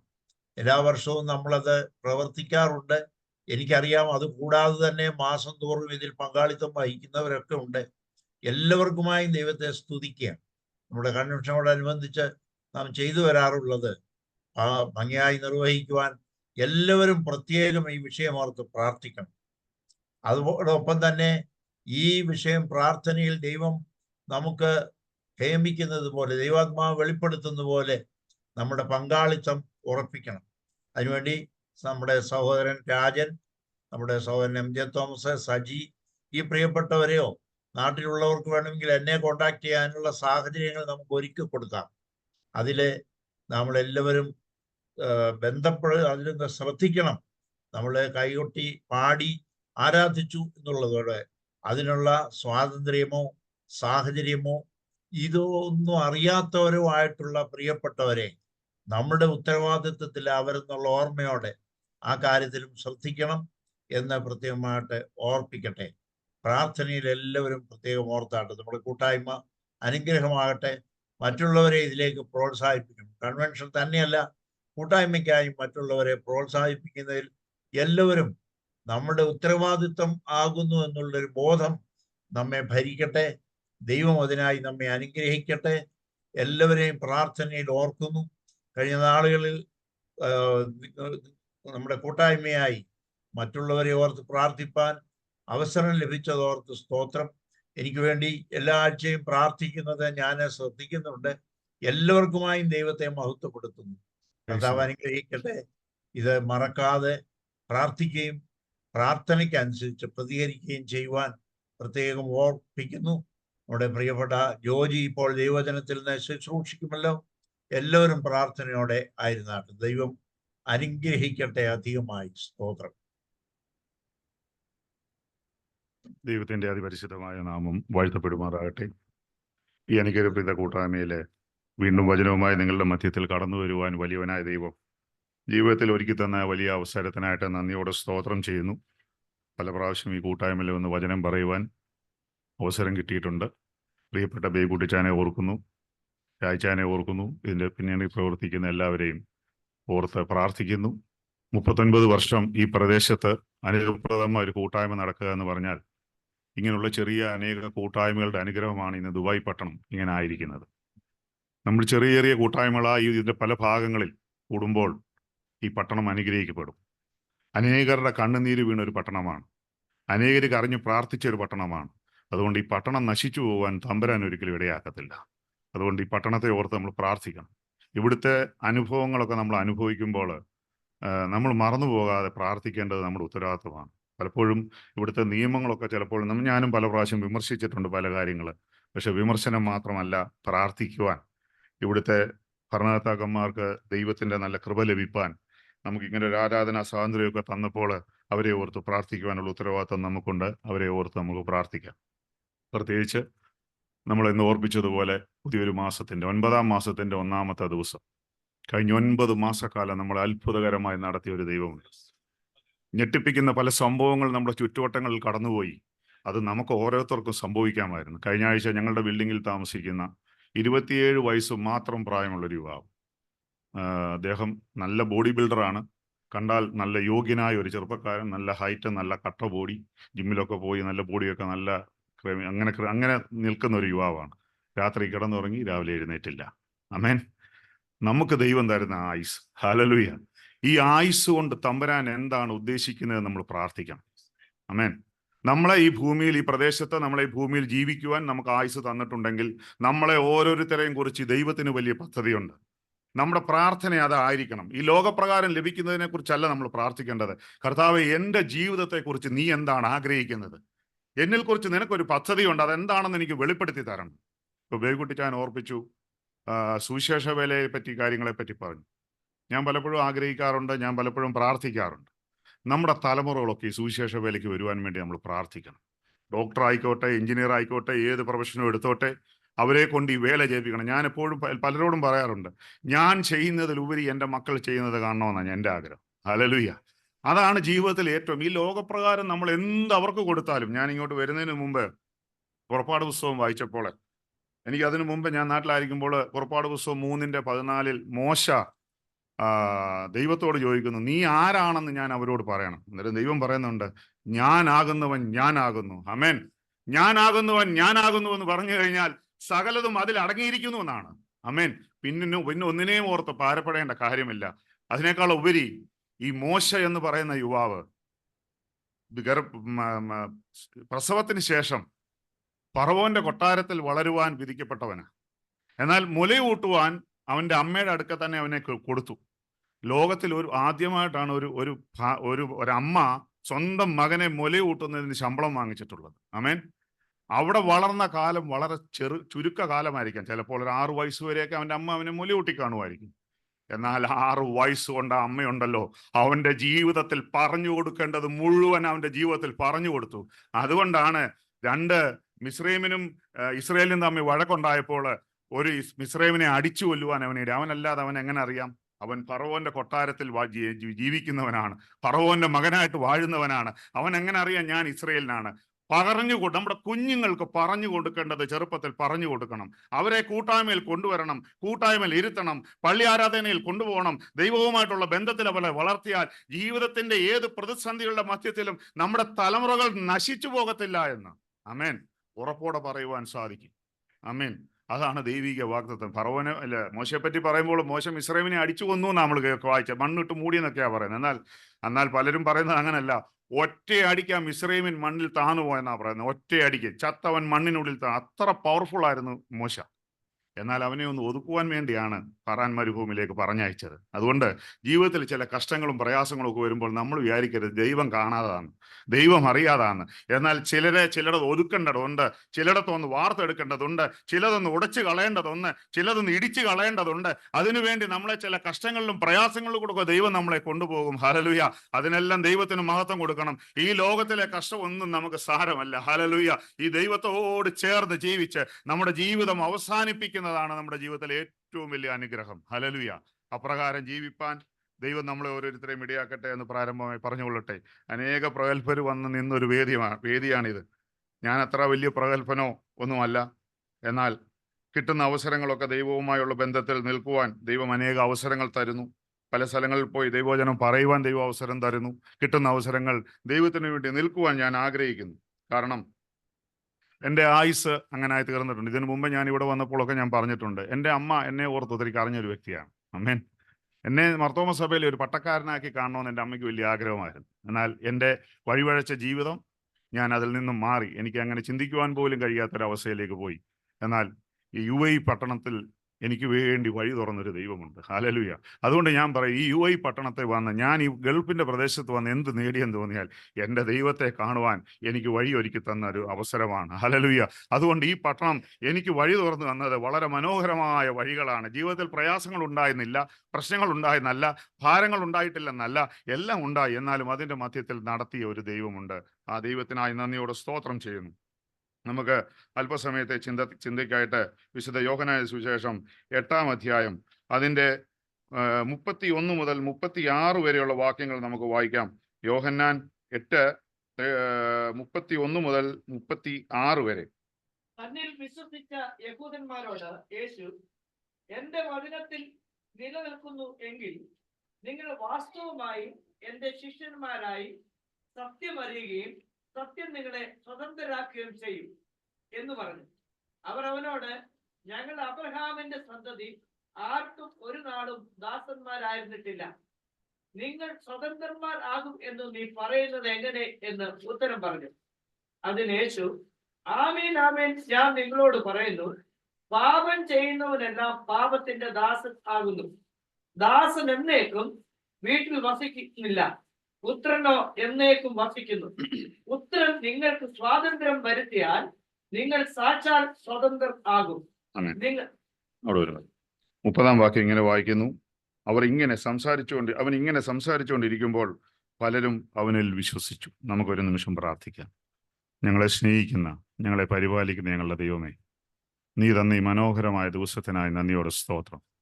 അപ്പൻ്റെ പാദപീഠത്തിലേക്ക് ഞങ്ങൾക്ക് ഒരുമിച്ച് അടുത്തു വരുവാൻ ജീവിതത്തിൽ തന്ന വലിയ കൃപയ്ക്കായി നന്ദി പറയുന്നു. കർത്താവ്, ഈ മനോഹരമായ കൂട്ടായ്മ ദൈവകാര്യങ്ങളിലേക്ക് ഏൽപ്പിക്കുകയാണ്. നിന്റെ സാന്നിധ്യം ഇതിൻ്റെ മധ്യത്തിൽ ഇറങ്ങിയിട്ടുള്ളതിനാൽ സ്തോത്രം. കടന്നു വന്നവരുടെ മേൽ ഇന്ന് നീ ഇടപെടണം കർത്താവെ. ഭാരത്തിൽ കടന്നു വന്നവരുണ്ടെങ്കിൽ, വേദനയിൽ കടന്നു വന്നവരുണ്ടെങ്കിൽ, രോഗത്തിൽ കടന്നു വന്നവരുണ്ടെങ്കിൽ കർത്താവെ, അവർ ഈ ഹോള് വിട്ട് ഇറങ്ങുന്നതിന് മുമ്പ് അവിടെ ജീവിതത്തിലെ പ്രതിസന്ധികളുടെ മധ്യത്തിൽ ഇന്ന് നിന്റെ ആശ്വാസിപ്പിക്കുന്ന കരം തൊട്ട് നിന്റെ മക്കളെ നീ ബലപ്പെടുത്തണമേ എന്ന് പ്രാർത്ഥിക്കുന്നു. കർത്താവെ, വചനവുമായി നിന്റെ മുന്നിൽ നിൽക്കുമ്പോൾ വചനം പറയുവാൻ നീ അടിയനെ ഇടയാക്കണം. അതരതാരത്തെ നീ കാക്കണം. നിന്റെ ആലോചന അല്ലാത്തതൊന്നും, നിന്റെ ഹിതമല്ലാത്തതൊന്നും നിന്റെ മക്കളോട് പറയുവാൻ നീ അടിയനെ ഇടയാക്കരുത്. ദൈവസാന്നിധ്യം കൊണ്ട് ഞങ്ങളെ ഓരോരുത്തരെയും പൊതിയണം കർത്താവെ. കേൾക്കുന്ന ജനത്തിനും അടിയനും അത് അനുഗ്രഹത്തിന് കാരണമായി തീരണം. പ്രാർത്ഥന കേട്ട കൃപയ്ക്കായി സ്തോത്രം. സകലതും യേശുവിന്റെ വിലയേറിയ നാമത്തിൽ തന്നെ.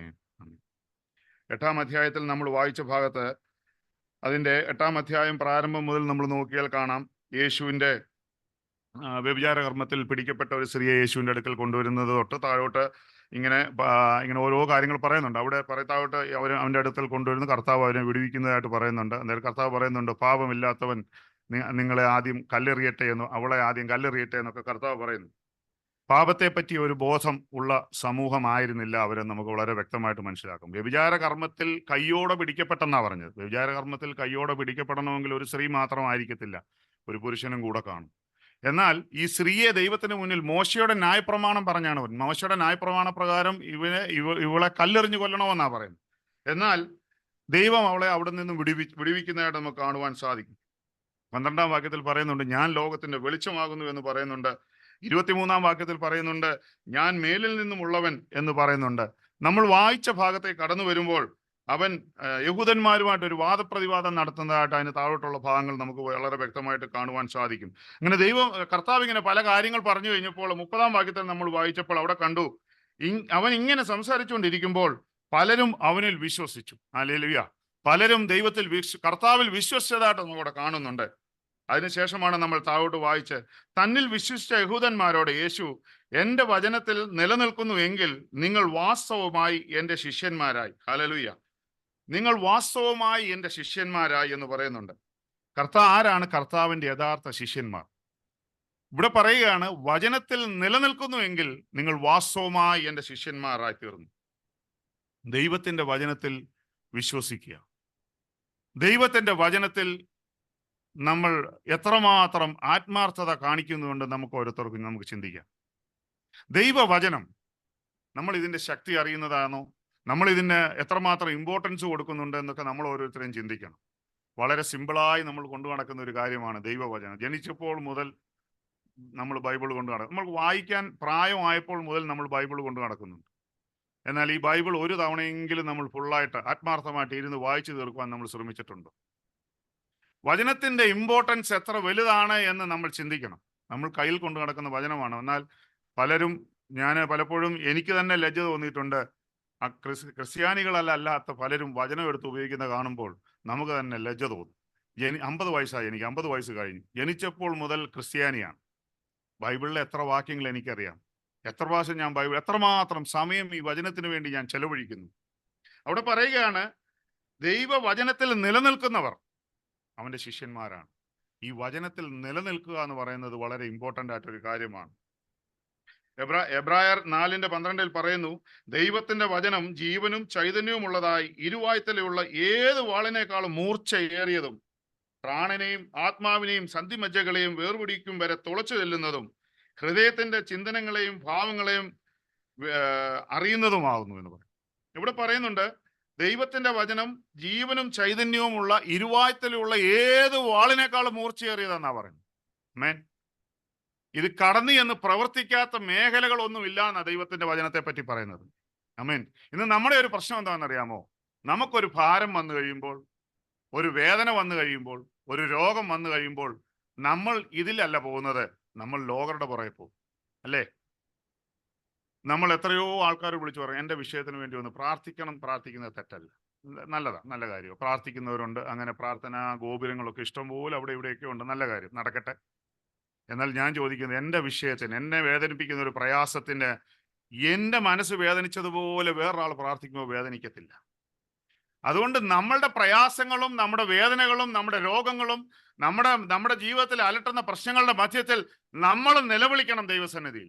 ഈ വചനത്തിൽ പൂർണ്ണമായി ആശ്രയിക്കണം. ഈ വചനത്തിൽ കൂടെ ഇടപെടുന്ന ഒരു ദൈവത്തെയാണ് നമ്മൾ ആരാധിക്കുന്നത്. അതുകൊണ്ടാണ് ഇവിടെ പറഞ്ഞത്, ഇരുവായ്ത്തലയുള്ള ഏത് വാളിനേക്കാളും മൂർച്ചയേറിയതാണ്, അത് പ്രാണനെയും ആത്മാവിനെയും സന്ധിമജ്ജകളെയും വേർപിടിക്കും വരെ തുളച്ചു ചെല്ലുന്നതുമാണെന്നാ പറഞ്ഞത്. ഹല്ലേലൂയ. ഇത് കടന്നു ചെല്ലാത്ത നമ്മുടെ ശരീരത്തിന്റെ ഒരു മേഖലയിലും ഇത് കടന്നു ചെല്ലാതെ ഇരിക്കത്തില്ല. ഹല്ലേലൂയ. ഇത് കടന്നു ചെല്ലും. നിങ്ങൾ ചിന്തിച്ചിട്ടുണ്ടോ, നമ്മള് തലവേദന വന്നാൽ നമ്മൾ വിക്സ് വരട്ടും, അല്ലെങ്കിൽ പിന്നെ പെട്ടെന്ന് നമ്മൾ എന്ത് കൊടുക്കും, ഒരു അഡോളോ അല്ലെങ്കിൽ ഒരു പെയിൻ കില്ലർ എന്തെങ്കിലും കഴിക്കും. കഴിച്ചതെങ്ങോട്ടാ? വയറ്റിലോട്ട്. പക്ഷെ പ്രവർത്തിച്ചത് എവിടാ? തലയിലാ. ആമേൻ. നമ്മൾ ഗുളിക കഴിച്ചു, അത് നമ്മുടെ വയറ്റിൽ പോയി, പക്ഷേ അതിന്റെ എഫക്റ്റ് നമുക്ക് കിട്ടിയത് തലവേദന നമ്മുടെ മാറി, അല്ലെ നമ്മുടെ ശരീരത്തിലെ പനി മാറി. പനി മാറുമ്പോൾ നമ്മൾ ദേഹം മുഴുവൻ ചൂടാകുമ്പോൾ നമ്മൾ എന്തോ ഒരു മരുന്ന് കഴിക്കുമ്പോൾ നമ്മുടെ പനി മാറും. ഇത് എവിടാ പ്രവർത്തിച്ചത്? ഇത് നമ്മുടെ ശരീരത്തിൽ പ്രവർത്തിക്കുകയാണ്. ഇത് തന്നെയാണ് ദൈവത്തിന്റെ വചനം. കടന്നു ചെല്ലുന്ന എല്ലാം നമ്മുടെ ശരീരത്തിന്റെ ഏത് അവസ്ഥയിലും, ഏത് രോഗത്തിലും, ഏത് വേദനയിലും കടന്നു എന്ന് പ്രവർത്തിക്കുവാൻ ഇതിന് കഴിയും. എന്നാൽ ഒരു സർജറി നടത്തുമ്പോൾ പലരും പറഞ്ഞു കേട്ടിട്ടുണ്ട്, ഡോക്ടർ ബെഞ്ചുവിനൊക്കെ പല പ്രാവശ്യം പറഞ്ഞിട്ടുണ്ട്, സർജറി കടന്നു ചെല്ലാത്ത പല മേഖലകളുണ്ട്. എന്നാൽ അവിടെ കടന്നു ചെല്ലുന്നതാണ് ഈ ദൈവത്തിന്റെ വചനം. അവിടെ കടന്നു എന്ന് പ്രവർത്തിക്കുന്നതാണ് ഈ ദൈവവചനം. ഈ വചനത്തിന്റെ ഇമ്പോർട്ടൻസ് നമ്മൾ മറക്കരുത്. വചനം വായിക്കണം, ധ്യാനിക്കണം, പഠിക്കണം. ക്രിസ്ത്യാനിയായി ജീവിച്ചാൽ പോരാ, ഈ വചനവുമായി ഇറങ്ങണം. ഹല്ലേലൂയ. വചനവുമായി ലോകത്തിലേക്ക് ഇറങ്ങണം. അനേകരെ ഇന്ന് ഈ ലോകത്തിൽ നഷ്ടപ്പെട്ടു പോകുമ്പോൾ, അനേക സഹോദരങ്ങൾ ഈ ദൈവത്തെ അറിയാതെ ജീവിക്കുമ്പോൾ, അവരുടെ മധ്യത്തിൽ നമ്മൾ സന്തോഷകരമായി റൂമിനുള്ളിൽ കടച്ചിരുന്ന് കൂട്ടായ്മ ആചരിക്കുവാനല്ല, അവരുടെ മധ്യത്തിൽ പോയി ദൈവം നടത്തിയ വഴികളെ പറ്റി പറയുവാൻ നമ്മുടെ വാ തുറക്കണം. ആമേൻ. അങ്ങനെ ഉണ്ടെങ്കിൽ നമ്മുടെ ജീവിതത്തെ അനുഗ്രഹപൂർണമാക്കുന്ന ഒരു ദൈവം നമ്മുടെ മധ്യത്തിലുണ്ട്. ഹല്ലേലൂയ. അതുകൊണ്ട് ദൈവവചനം വളരെ ഇമ്പോർട്ടന്റ് കൊടുക്കേണ്ട ഒരു കാര്യമാണ്. വളരെ ഇമ്പോർട്ടന്റോടെ വായിക്കേണ്ട കാര്യമാണ്. വളരെ ഇമ്പോർട്ടന്റോടെ പഠിക്കേണ്ട കാര്യമാണ്. നമ്മൾ പ്രാർത്ഥിക്കുമ്പോഴൊക്കെ ഇന്ന് പണ്ട് നമ്മുടെ ഒരു സഹോദരൻ എപ്പോഴും പറയും, ക്രിസ്ത്യാനികളുടെ ബൈബിൾ എടുത്താൽ ഏറ്റവും കൂടുതൽ, അതായത് നമ്മൾ പുതിയൊരു ബൈബിൾ വാങ്ങിച്ച് നമ്മൾ യൂസ് ചെയ്ത് തുടങ്ങുമ്പോൾ നമ്മൾ എടുക്കുന്ന പേജിന്റെ കളർ വെള്ളയാണെങ്കിൽ ആ കളർ മാറും. അപ്പൊ ക്രിസ്ത്യാനികളുടെ ബൈബിൾ ഏറ്റവും കൂടുതൽ കളർ മാറിയിരിക്കുന്ന പേജ് എവിടാണെന്നറിയാം? സങ്കീർത്തനം. അത് മിക്കവാറും 23, 91 ഇങ്ങനെയുള്ള കാര്യങ്ങളായിരിക്കും. അതിന്റെ അപ്പുറത്തോട്ട് പിന്നെ ഇല്ല. ഇത് മാത്രമല്ല, സങ്കീർത്തനം മാത്രമല്ല, പുസ്തകങ്ങൾ അനവധിയുണ്ട് ബൈബിളിൽ. നമ്മൾ ദൈവവചനത്തിന് വേണ്ടി സമയം കണ്ടെത്തണം. ദശാംശം കൊടുക്കണമെന്ന് പറയുമ്പോൾ നമുക്കൊക്കെ ഉണ്ട്, സാമ്പത്തികത്തിൽ എല്ലാവരും ദശാംശം കൊടുക്കാൻ തയ്യാറാണ്.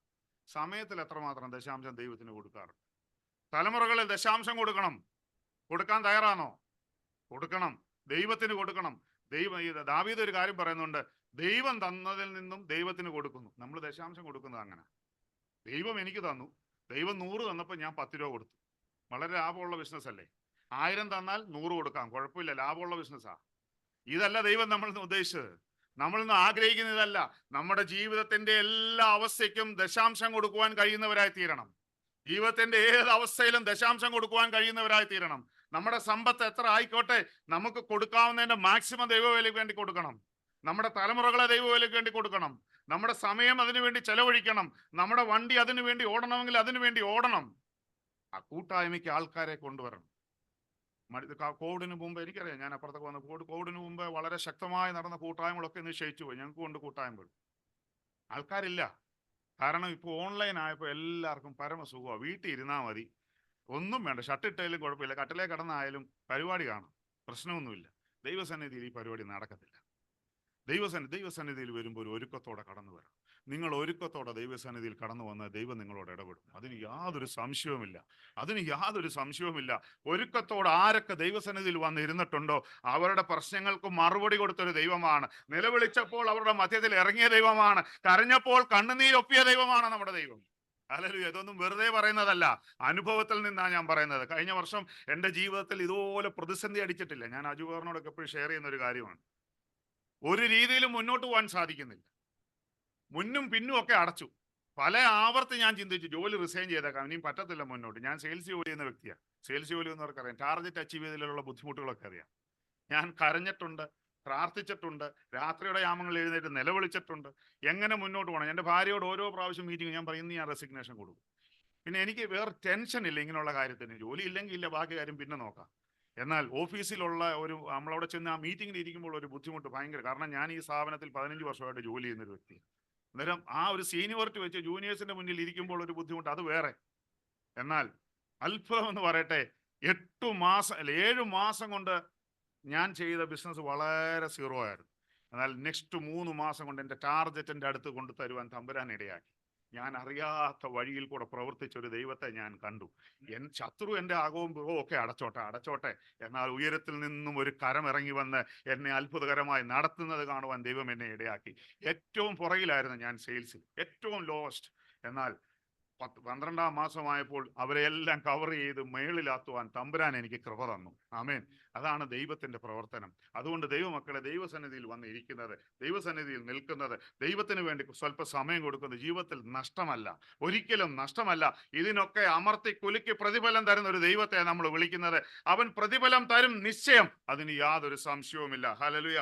അതുകൊണ്ട് ദൈവവചനം ശക്തിയോടെ വായിക്കുവാൻ, നമ്മൾ കിട്ടിയിരിക്കുന്ന ദൈവവചനം അത് ആർത്തിയോടെ തിന്നുവാൻ ഇടയായി തീരണം. എഫെസ്യർ 6:17 നമ്മൾ ഇങ്ങനെ വായിക്കുന്നുണ്ട്, ദൈവവചനം എന്ന ആത്മാവിന്റെ വാളും. നമുക്ക് ആത്മാവിന്റെ വാളിനെ പറ്റി അവിടെ പറയുന്നുണ്ട്. ദൈവവചനം എന്ന ആത്മാവിന്റെ വാൾ. ഈ വാൾ എന്തിനാണെന്നറിയാമോ? പോരാടാൻ വേണ്ടിയുള്ള ഒരു ആയുധമാണ് ആത്മാവിന്റെ വാൾ. അതുകൊണ്ട് ഈ പോരാട്ടത്തെ പറ്റി നമ്മൾ കേൾക്കുമ്പോൾ നമുക്ക് പെട്ടെന്ന് തോന്നുന്നത് എന്താണെന്നറിയാമോ? നമ്മളേതാണ്ട് യുദ്ധത്തിന് പോകുന്നതിനെ പറ്റിയാണ്. എന്നാൽ ഈ ദൈവത്തിന്റെ വചനം എന്ന വാള് കയ്യിൽ പിടിച്ചുകൊണ്ടാണ് ഇന്ന് നമ്മൾ പലപ്പോഴും പലരുടെ മുന്നിൽ നിൽക്കുമ്പോൾ നമ്മൾ ചൂളിപ്പോകുന്നത്. ദൈവവചനം എടുത്ത് ഉപയോഗിക്കാൻ പഠിക്കണം. നമ്മൾ ഈ വാളെടുത്ത് ഉപയോഗിക്കാൻ പഠിക്കണം. ശത്രു നമുക്കെതിരെ പോരാടും, യാതൊരു സംശയവുമില്ല. അത് ശത്രുവിന്റെ ജോലി, അവൻ ചെയ്യട്ടത്. നമ്മുടെ ചുറ്റും, അത് ഓഫീസിലാവാം, നമ്മുടെ പല മേഖലകളിലാവാം, നമ്മുടെ ചുറ്റും ശത്രുക്കൾ ഉണ്ടാവാം, നമ്മളെ പല രീതിയിൽ ഉപദ്രവിക്കും, പല രീതിയിൽ നമ്മുടെ പ്രശ്നങ്ങൾ ഉണ്ടാക്കും, എന്തും ആയിക്കോട്ടെ. എന്നാൽ ദൈവവചനം എടുത്ത് അവിടെ നിൽക്കുവാൻ നമ്മുടെ വായിൽ നമുക്കെതിരെ ഒരാൾ സംസാരിക്കുമ്പോൾ വായിൽ സ്തോത്രം വരണം. അവര് പറയുന്നതിനെതിരെ മറുപടി പറയാനല്ല ദൈവം നമ്മളെക്കുറിച്ച് ആഗ്രഹിക്കുന്നത്. ശത്രു എന്ത് പറഞ്ഞാലും അവരുടെ മധ്യത്തിൽ നിന്ന് ദൈവത്തിന്റെ വചനം ശക്തിയോടെ പറയുവാൻ ഇടയായി തീർന്നാൽ ശത്രുവിന്റെ തന്ത്രങ്ങളെ തകർക്കുന്ന ഒരു ദൈവം നമ്മുടെ മധ്യത്തിലുണ്ട്. ഈ വാളെടുത്ത് പ്രയോഗിക്കുവാൻ പഠിക്കണം. ദൈവവചനം കൊണ്ടു നടക്കുന്ന ഒത്തിരി നാളായി. എന്നാൽ ഇത് ഉപയോഗിക്കേണ്ടടുത്ത് ഉപയോഗിക്കുവാൻ, പറയേണ്ടടുത്ത് പറയുവാൻ നമ്മൾ ഇടയായി തീരണം. അങ്ങനെ നമ്മൾ എടുത്ത് ഉപയോഗിക്കുക. ഈ വാളെടുത്ത് പോരാടുമ്പോൾ നമുക്ക് അവിടെ വിടുതൽ തരുന്ന ഒരു ദൈവത്തെ നമുക്ക് കാണുവാൻ സാധിക്കും. എഫേസ്യർ 6:12 വായിക്കുമ്പോൾ നമുക്കിവിടെ കാണാം. എഫേസ്യർ 6:12 ആരെങ്കിലും ഒന്ന് വായിച്ചാട്ടെ.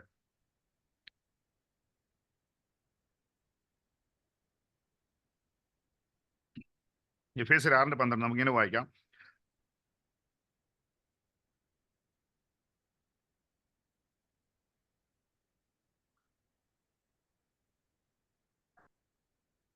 നമുക്ക് എവിടെ പോരാട്ടമുള്ളതെന്ന് അവിടെ വളരെ വ്യക്തമായി പറയുന്നു. ഈ ലോകത്തിൽ കാണുന്ന, നമ്മുടെ ഓഫീസിൽ കാണുന്ന ചിലരല്ല നമ്മുടെ പോരാട്ടി, നമ്മുടെ ശത്രു. അവരെയല്ല ശത്രുവായിട്ട് കാണേണ്ടത്. നമുക്ക് പോരാട്ടം എവിടാണ് ഉള്ളത് എന്ന് വളരെ വ്യക്തമായി ഇവിടെ പറയുകയാണ്. നമുക്ക് പോരാട്ടമുള്ളത് ജഡരക്തങ്ങളോടല്ല, വാഴ്ചകളോടും അധികാരങ്ങളോടും ഈ അന്ധകാരത്തിന്റെ ലോകാധിപതിയോടുമാണ്. ആമേൻ. ശത്രുവിനോട് പോരാടുവാൻ. ശത്രു എന്ന് പറയുന്നത്, ഞാൻ ഇപ്പോഴും പറയുന്നത് നമ്മുടെ ഓഫീസിലുള്ള വ്യക്തിയല്ല. നമുക്കെല്ലാം ഓഫീസിൽ ശത്രുക്കളുണ്ട്, എനിക്കറിയാം. നമ്മൾ അങ്ങനെ ചിന്തിക്കത്തുള്ളൂ. അവരോട് പോരാടുന്നതിനെ പറ്റിയല്ല, ഈ വാഴ്ചകളോടും അധികാരങ്ങളോടും നമ്മൾ പോരാടണം. നമ്മൾ പോകുന്ന വഴിയിലൊക്കെ നമുക്ക് പ്രശ്നങ്ങൾ ഉണ്ടാക്കാം. നമുക്ക് തോന്നും പലപ്പോഴും, ഞാൻ ഡ്രൈവ് ചെയ്യുന്നവനാ, നമുക്ക് തോന്നും നമ്മുടെ മിടുക്കുകൊണ്ടാണ് ഒരു ദിവസം പോയി തിരിച്ച് വീട്ടിൽ വരുന്നതാണ്. നമുക്ക് അങ്ങനെ തോന്നാറില്ല. കാരണം എൻ്റെ മിടുക്ക്, ഞാൻ വണ്ടി ഓടിക്കുന്നു, എനിക്ക് ലൈസൻസ് ഉണ്ട്. എൻ്റെ ഭാര്യ എൻ്റെ കൂടെ വണ്ടി ഓടിക്കുമ്പോൾ ഇങ്ങോട്ടാണ് ഓടിക്കുന്നത്, അങ്ങോട്ടാണ് ഓടിക്കുന്നത്. ഞാൻ പറഞ്ഞു, നീ ചുമ്മാരി, ഞാൻ 10-20 വർഷം ഇവിടെ വണ്ടി ഓടിക്കുന്നത്, ഞാൻ പറയുന്നതാ, എൻ്റെ മിടുക്കാന്ന് ഞാൻ ധരിക്കും. എന്നാൽ ഇതൊന്നും നമ്മുടെ മിടുക്കല്ല. ഒരു കൺട്രോളും നമ്മുടെ ഇല്ല. കൺട്രോൾ ചെയ്യുന്നവൻ മേളില. അത് അവന്റെ കൺട്രോളിലാണ് നമ്മൾ ജീവിക്കുന്നത്. അതുകൊണ്ടാണ് പറഞ്ഞത്, ശത്രു ഏത് നിമിഷവും നമ്മളെ തകർക്കാം, ശത്രു ഏത് നിമിഷവും നമുക്കെതിരെ പോരാടാം. ശത്രു നമ്മളെ, ദൈവമക്കളെ, ഒരു കാര്യം നമ്മൾ മനസ്സിലാക്കണം. ദൈവവുമായിട്ട് അടുത്ത് കഴിയുമ്പോൾ നമ്മുടെ ജീവിതത്തിൽ പോരാട്ടമുണ്ട്. ദൈവവുമായിട്ട് അടുത്ത് കഴിയുമ്പോൾ നമ്മുടെ ജീവിതത്തിൽ പ്രശ്നങ്ങളുണ്ട്. ദൈവസന്നിധിയിൽ വന്നിരിക്കുമ്പോൾ നമുക്ക് ബുദ്ധിമുട്ടുകൾ ഉണ്ടാവും. ദൈവസന്നിധിയിൽ വന്നിരിക്കുമ്പോൾ നമുക്ക് വേണ്ടി പോരാടുന്ന ഒരുത്തനുണ്ട്, ശത്രു. അവൻ നമുക്ക് വേണ്ടി പോരാടും. എങ്ങനെയും ഇത് മുടക്കാൻ അവൻ ആഗ്രഹിക്കുന്നത്. എന്നാൽ അവനോട് പോരാടേണ്ടത് ഈ ദൈവവചനം കൊണ്ടാണ്. ഹല്ലേലൂയ. ദൈവവചനം കൊണ്ട് പോരാടുവാൻ നമ്മൾ പഠിക്കണം. ശത്രുവിന്റെ തന്ത്രങ്ങളെ ജയിക്കുവാൻ പഠിക്കണം. ശത്രുവിന്റെ കീഴിൽ നമ്മൾ ഇരിക്കുവാനല്ല, അവന്റെ തലയിൽ ചവിട്ടുന്നവരായി തീരുവാൻ, ദൈവവചനം എന്ന വാളെടുത്ത് അവനോട് പോരാടുന്നവരായി തീരുവാൻ ദൈവം നമുക്ക് അധികാരം തന്നിട്ടുണ്ട്. ആ അധികാരം നമ്മൾ യൂസ് ചെയ്യണം. ആമേൻ. വെളിപ്പാട് പുസ്തകം 1:16 വായിക്കുമ്പോൾ അവിടെ ഇങ്ങനെ വായിക്കുന്നുണ്ട്. വെളിപ്പാട് പുസ്തകം 1:16 ആരെങ്കിലും ഒന്ന് വായിച്ചാട്ടെ. വെളിപ്പാട് 1:16.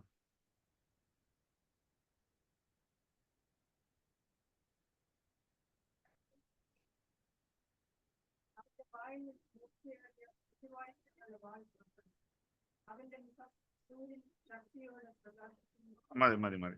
അവന്റെ വായിൽ നിന്ന് മൂർച്ചയേറിയ ഇരുവായ്ത്തലയുള്ള വാൾ പുറപ്പെടുന്നു എന്നാ പറയുന്നത്. ആമേൻ. ദൈവവചനം ശക്തിയേറിയ ഒരു വാളായിട്ട് കടന്നു വരും. ഇത് വെളിപ്പാട് പുസ്തകത്തിൽ പറയുന്നത് സകലത്തെയും തകർക്കുന്ന വാളിനെ പറ്റിയാ പറയുന്നത്. എന്നാൽ വചനത്തിൻ്റെ ഇമ്പോർട്ടൻസ് നമ്മൾ മറന്നു പോകരുത്. വചനം നമ്മൾ വായിക്കണം, ധ്യാനിക്കണം. നമ്മുടെ കുടുംബ പ്രാർത്ഥനയിൽ മാത്രമല്ല, പേഴ്സണൽ പ്രാർത്ഥനയിലും പേഴ്സണൽ ലൈഫിലും നമ്മൾ ഇത് പഠിക്കുവാൻ തയ്യാറായിത്തീരണം. ഇന്ന് നമ്മുടെ ജീവിതത്തെ തകർക്കുന്ന, പിടിച്ചു കെട്ടിയേക്കുന്ന അനേകം മേഖലകളുണ്ട്.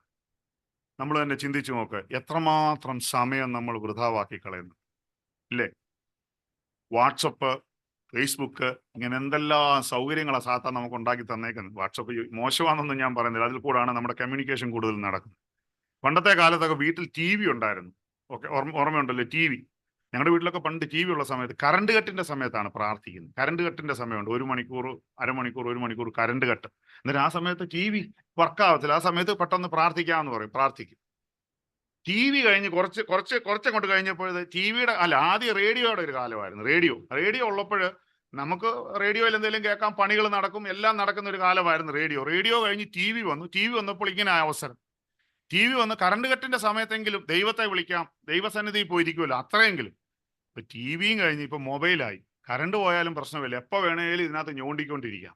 നമ്മുടെ ഇതൊക്കെ നമുക്ക് തോന്നുന്നു ഇതൊക്കെ അഡ്വാൻസ്ഡ് ടെക്നോളജി എന്നാണ് പറയുന്നത് അല്ലേ? ഇതെല്ലാം അഡ്വാൻസ്ഡ് ആണ്, വളരെ അഡ്വാൻസ്ഡ് ടെക്നോളജിയാണ്. ഇതൊക്കെ അഡ്വാൻസ് ടെക്നോളജിയാണ്, ഞാനതൊന്നും അല്ലെന്ന് ഞാൻ പറയുന്നില്ല. ഇതെല്ലാം ശത്രുവിന്റെ വലിയ പദ്ധതിയാണ്. എത്രമാത്രം ദൈവവചനത്തിൽ നമ്മളെ അകറ്റാമോ, എത്രമാത്രം ദൈവത്തിൽ നമ്മളെ അകറ്റാമോ, എത്രമാത്രം നമ്മളെ ദൈവസന്നിധിയിൽ മാറ്റി നിർത്താമോ, അവൻ അതിനുള്ള പദ്ധതികളൊക്കെ ഒരുക്കും. അതിനുവേണ്ടി ഓരോരുത്തരെ അവിടെ ഇവിടെയൊക്കെ ആക്കിയിട്ടുണ്ട്. ഓരോ ഫോണും ഓരോ ഐപാഡും അതും ഇതൊക്കെ കണ്ടുപിടിക്കും. നമ്മൾ അത് കാശ് കൊടുത്ത് വാങ്ങിച്ചിട്ട് നമ്മൾ അതിന്റെ മുന്നിലിരിക്കുന്നു. ദൈവമക്കളെ, നമ്മൾ ദൈവത്തിന് വേണ്ടി സമയം കൊടുക്കുന്നവരായി തീരണം. ദൈവവചനത്തിന് വേണ്ടി സമയം കൊടുക്കുന്നവരായി തീരണം. ദൈവത്തിന് വേണ്ടി ദൈവവചനത്തിന് വേണ്ടി സമയം കൊടുത്താൽ, ദൈവവചനത്തിന്റെ മുന്നിൽ ഇരുന്നാൽ, പ്രാർത്ഥിച്ചാൽ നമ്മുടെ ജീവിതത്തിൽ അത് അനുഗ്രഹമാണ്. അതുകൊണ്ട് വചനം വായിക്കണം, പഠിക്കണം. അനേകം നാളുകളായി കൂട്ടായ്മ ആചരിക്കും. 39 വർഷമായി കൂട്ടായ്മ എന്ന് പറഞ്ഞു. ഞാൻ പലപ്പോഴും പലയിടത്തും ചെല്ലുമ്പോൾ പറയും, ഒത്തിരി ആൾക്കാർ പറയുന്നുണ്ട് പ്രാർത്ഥിക്കാൻ അറിയത്തില്ല എന്നോട് പറയും. എനിക്ക് പ്രാർത്ഥിക്കാൻ അറിയില്ല.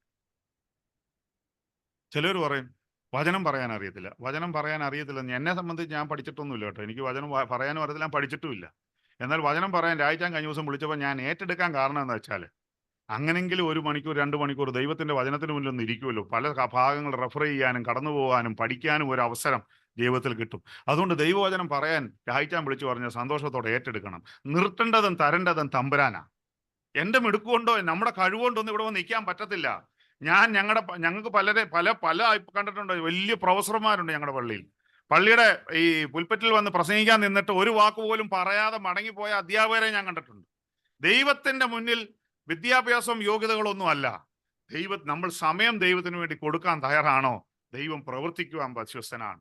അവൻ നമുക്ക് വേണ്ടി പ്രവർത്തിച്ചോളും. നമ്മൾ അങ്ങോട്ട് ഏറ്റെടുത്താട്ടെ നമ്മുടെ വിഷയങ്ങൾ. അതുകൊണ്ട് കൂട്ടായ്മയ്ക്ക് പ്രസംഗിക്കാന്ന് വിളിച്ചാൽ ധൈര്യത്തോടെ ഏറ്റെടുക്കണം. ദൈവസന്നിധിയിൽ ഇരുന്ന് പ്രാർത്ഥിച്ചാട്ടെ. ദൈവം പറയേണ്ടത് എന്താണെന്ന് ദൈവം നിങ്ങൾക്ക് കാണിച്ചു തരും. എനിക്ക് കാണിച്ചു തരുന്നെങ്കിൽ നിങ്ങൾക്ക് ഉറപ്പായിട്ട് കാണിച്ചു തരും.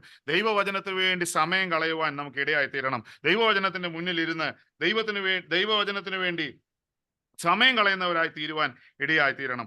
അവിടെ നമ്മൾ വായിച്ച ഭാഗത്ത് യോഹന്നാന്റെ സുവിശേഷത്തില് 32-ാം വാക്യത്തിൽ ഇങ്ങനെ വായിക്കുന്നു, സത്യം അറിയുകയും സത്യം നിങ്ങളെ സ്വതന്ത്രരാക്കുകയും ചെയ്യുമെന്ന് പറയുന്നു.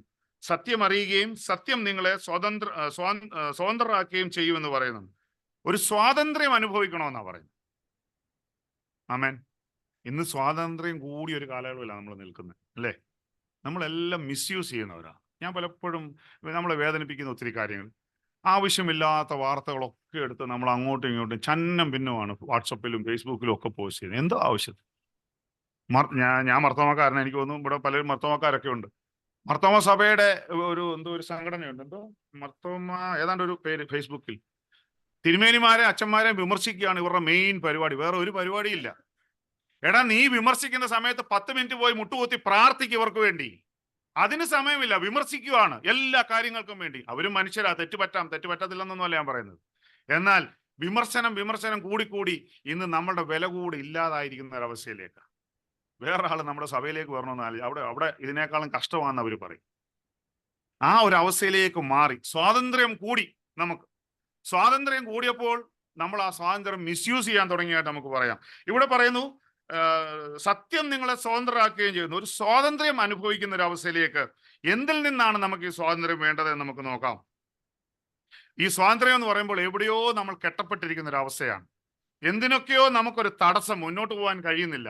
എവിടേക്കോ കെട്ടപ്പെട്ട് കിടക്കുന്ന ഒരു അവസ്ഥ, മുന്നോട്ട് പോകുവാൻ കഴിയാത്ത ഒരു അവസ്ഥ. സങ്കീർത്തനം 51:5 പറയുന്നുണ്ട്, ഇതാ ഞാൻ അകൃത്യത്തിൽ ഉരുവായി, പാപത്തിൽ എൻ്റെ അമ്മ എന്നെ ഗർഭം ധരിച്ചു. ആമേൻ. അന്നേരം എവിടാ കെട്ടപ്പെട്ട് കിടക്കുന്നത്? ആദ്യമായിട്ട് പാപത്തിൽ എൻ്റെ അമ്മ എന്നെ ഗർഭം ധരിച്ചു. ഒരു മനുഷ്യൻ ഈ ഭൂമിയിൽ ജനിക്കുമ്പോൾ പാപിയായിട്ടാണ് ജനിക്കുന്നത്. ഈ പാപത്തിൽ നിന്നും ഒരു വിടുതൽ, ഒരു സ്വാതന്ത്ര്യം നമുക്ക് ആവശ്യമാണ്. ഈ പാപത്തിൽ നിന്നൊരു വിടുതൽ നമുക്ക് ആവശ്യമാണ്. ഈ പാപത്തിൽ നിന്നുള്ള വിടുതലിന് വേണ്ടിയാണ് നമ്മൾ ദൈവസന്നിധിയിൽ മുട്ടുമടക്കേണ്ടത്. ദൈവം അവനെ സ്വന്തം രക്ഷിതാവായി നമ്മൾ സ്വീകരിക്കുമ്പോൾ ഈ പാപത്തിൽ നിന്ന് നമുക്കൊരു വിടുതൽ നമുക്ക് ലഭിക്കും. അതുകൊണ്ട് നമ്മൾ പാപത്തിൽ ജനിച്ചവരാണ്. പാപത്തിൽ ജീവിച്ച് മരിക്കുവാനല്ല ദൈവം നമ്മളെക്കുറിച്ച് ഉദ്ദേശിക്കുന്നത്. അതുകൊണ്ടാണ് ദൈവം സ്വന്തം പുത്രനെ ഈ ഭൂമിയിലേക്ക് പറഞ്ഞയച്ച് അവൻ കാൽവറി ക്രൂശിൽ മരിക്കുവാൻ ഇടയായിത്തീരുന്നത്. എൻ്റെയും നമ്മുടെ ഓരോരുത്തരെയും പാപത്തിന് വേണ്ടി 3 ആണിമേൽ അവൻ തൂങ്ങിയെങ്കിൽ അത് എൻ്റെ പാപത്തിന് വേണ്ടിയാണ്, എൻ്റെ ജീവിതത്തിൽ വന്നുപോയ കുറവുകൾക്ക് വേണ്ടിയാണ്, നമ്മുടെ ജീവിതത്തിൽ സംഭവിച്ചു പോയ പിഴവുകൾക്ക് വേണ്ടിയാണെന്ന് നമ്മൾ ഏറ്റെടുത്ത് പ്രാർത്ഥിച്ച് നമ്മൾ അംഗീകരിക്കുമ്പോൾ ഈ പാപത്തിൽ നിന്നും ഒരു വിടുതൽ നമ്മുടെ ജീവിതത്തിൽ സംഭവിക്കും. നമ്മുടെ പാപ സ്വഭാവം നമ്മുടെ ജീവിതത്തിൽ മാറത്തില്ല. പാപ സ്വഭാവം അങ്ങനെ തന്നെ കിടക്കും.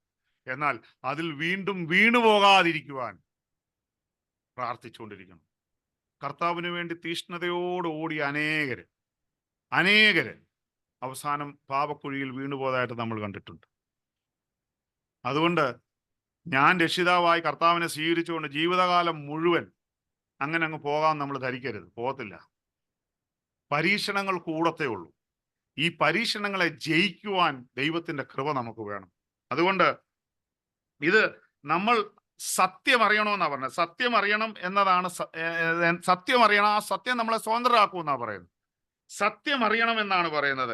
സത്യം എന്താണ് സത്യം എന്ന് നമ്മൾ വളരെ വ്യക്തമായി അറിയണം. പലപ്പോഴും സത്യമറിയാതെ ജീവിക്കുന്ന ഒരു ജീവിതമാണ് നമ്മുടെ. സത്യം എന്തെന്ന് നമ്മൾ അന്വേഷിക്കാറില്ല, കണ്ടെത്താൻ ശ്രമിക്കാറില്ല. ഹല്ലേലൂയ. എൻ്റെ പാപങ്ങൾക്ക് വേണ്ടി അവൻ കാൽവറി ക്രൂശിൽ മരിച്ച് അവന് ഉയർത്തെഴുന്നേറ്റത് എൻ്റെ പാപങ്ങൾക്ക് വേണ്ടിയാണെന്ന് ഞാൻ അറിഞ്ഞ് അത് പൂർണ്ണമായി ഏറ്റെടുക്കുമ്പോൾ ആ സത്യം നമ്മൾ അറിയുകയാണ്. അതിൽ നിന്നും നമ്മൾ പാപത്തിൽ നിന്ന് നമ്മൾ സ്വാതന്ത്ര്യം പ്രാപിക്കുകയാണ്. ഹല്ലേലൂയ. റോമർ 6:17-18 വാക്യങ്ങളൊന്ന് വായിച്ചാൽ. റോമർ 6:17-18.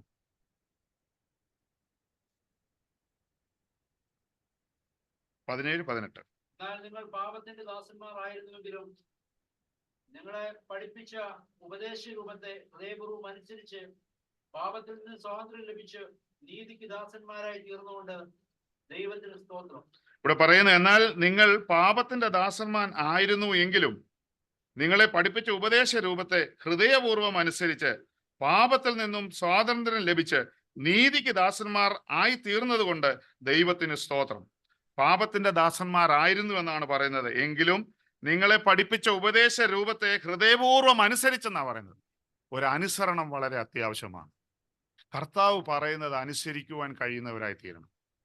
ദൈവം എന്ത് പറഞ്ഞാലും അനുസരിക്കുവാൻ കഴിയുന്നവരാണോ നമ്മൾ? അനുസരിക്കുവാൻ കഴിഞ്ഞെങ്കിൽ അതൊരു അനുഗ്രഹമായി മാറും. ഞാൻ പലപ്പോഴും പലയിടത്തും പറഞ്ഞിട്ടുള്ളൊരു കാര്യമാണ്, അനേകരുടെ പ്രാർത്ഥന നമ്മൾ ശ്രദ്ധിച്ചാൽ നമ്മൾ ദൈവത്തെ പ്രാർത്ഥിക്കുവാൻ നമ്മുടെ ദൈവത്തെ പല കാര്യങ്ങളും പറഞ്ഞു പഠിപ്പിക്കുന്നവരാണ്, അല്ലേ? ദൈവഹിതത്തിന് വേണ്ടിയാണ് നമ്മൾ പ്രാർത്ഥിക്കുന്നത്.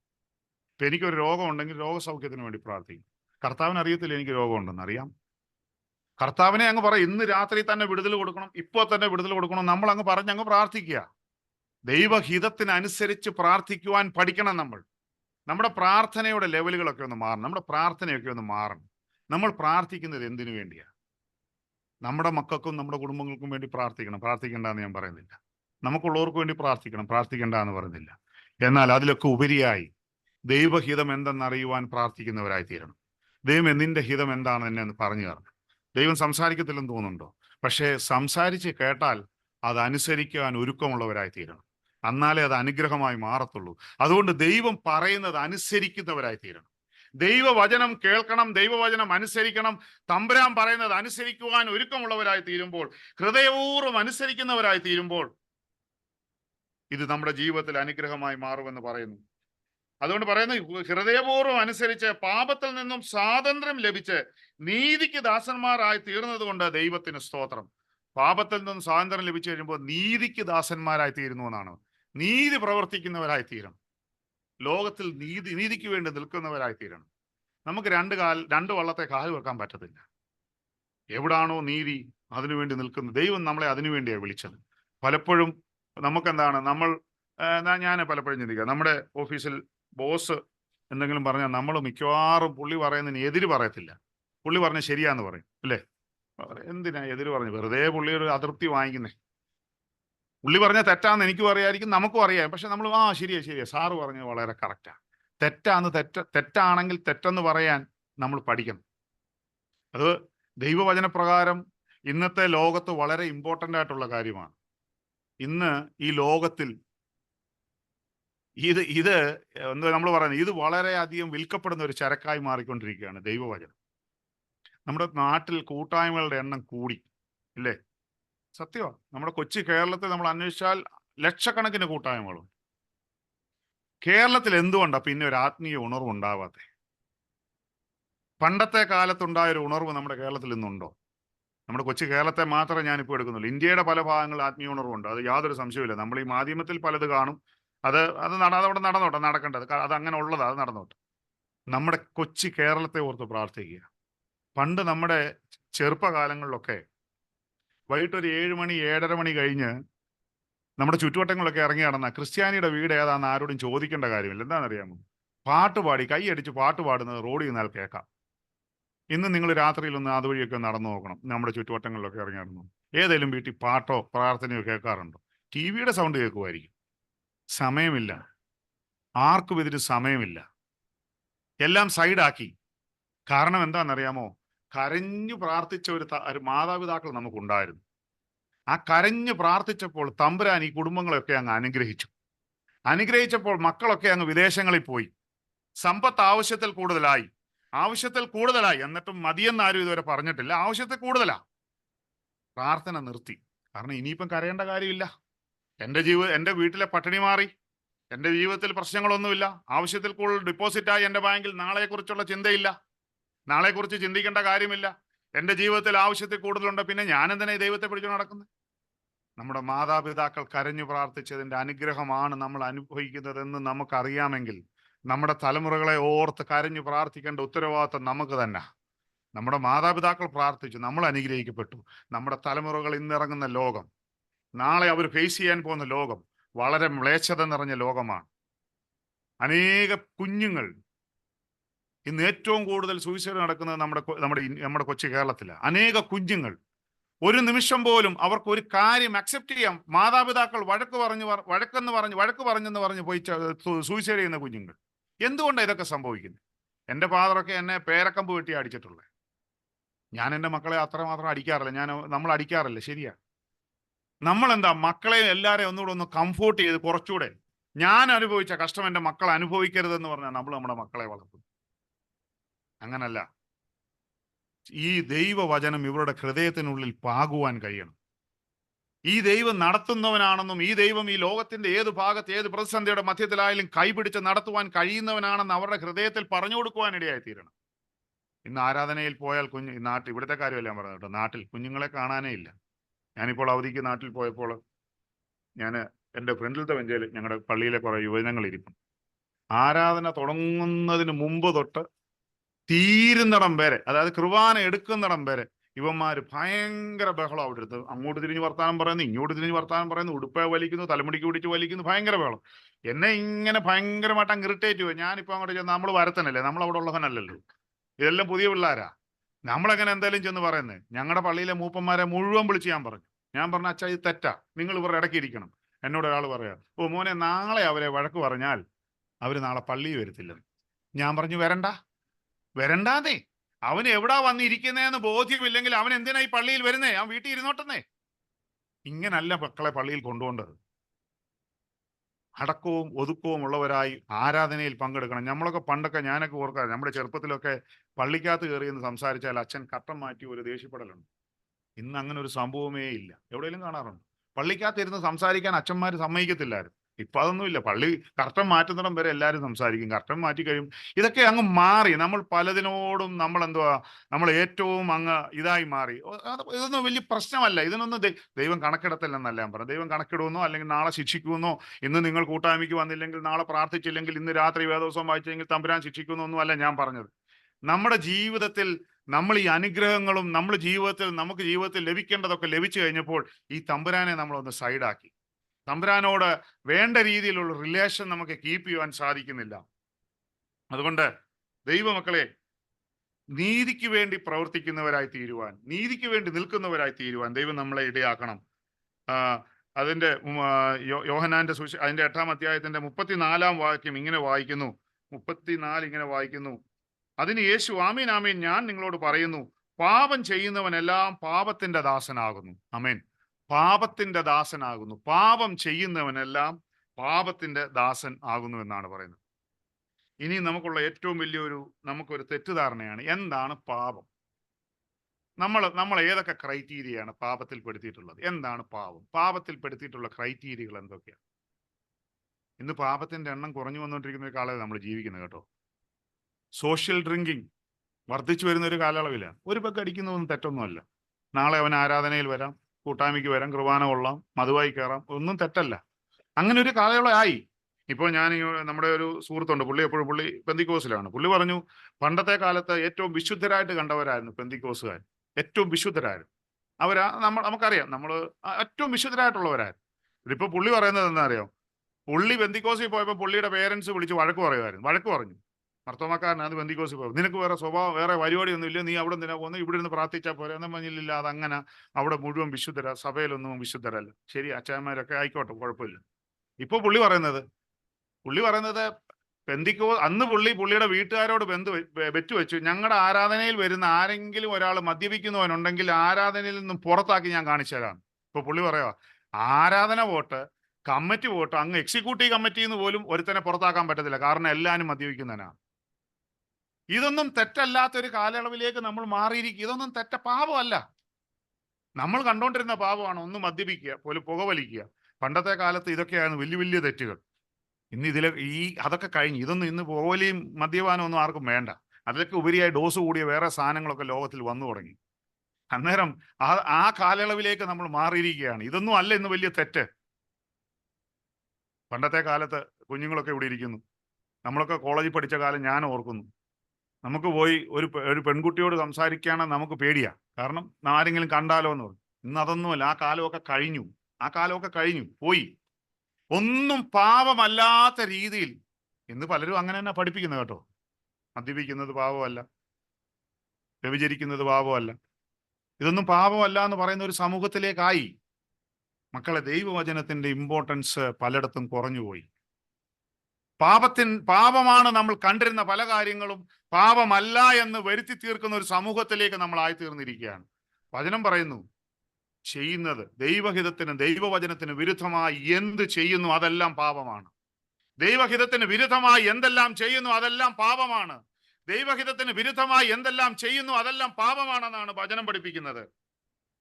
അതുകൊണ്ട് പാപത്തിന്റെ ദാസന്മാരായി തീരുവാൻ അല്ല നമ്മളെ വിളിച്ചിരിക്കുന്നത്. അതുകൊണ്ട് പാപം ചെയ്യുന്നവൻ എല്ലാം പാപത്തിന്റെ ദാസന്മാരെന്നാണ് ഇവിടെ പറഞ്ഞത്. ദൈവവചനത്തിന് വിരുദ്ധമായി എന്തൊക്കെ ചെയ്യുന്നു, ദൈവഹിതത്തിന് വിരുദ്ധമായി എന്തൊക്കെ ചെയ്യുന്നു അതെല്ലാം പാപമാണ് എന്ന് വളരെ വ്യക്തമായി നമ്മളെ ഓർപ്പിക്കുക. റോമർ 6:15-16 വാക്യങ്ങളൊന്ന് വായിച്ചിട്ട്. റോമർ 6:15-16. ന്യായപ്രമാണത്തിനുള്ള കൃപയ്ക്കത്രേ അധീനരാകിയാൽ നാം പാപം ചെയ്യുകയെന്നോ ഒരു നാളും അരുത്. നിങ്ങൾ ദാസന്മാരായി അനുസരിപ്പാൻ നിങ്ങളെ തന്നെ സമർപ്പിക്കുകയും നിങ്ങൾ അനുസരിച്ചു പോരുകയും ചെയ്യുന്നവന് ദാസന്മാർ ആവുന്നു എന്ന് അറിയുന്നില്ലയോ? ഒന്നുകിൽ മരണത്തിനായി പാപത്തിന്റെ ദാസന്മാർ, അല്ലെങ്കിൽ നീതിക്കായി അനുസരണത്തിന്റെ ദാസന്മാർ തന്നെ.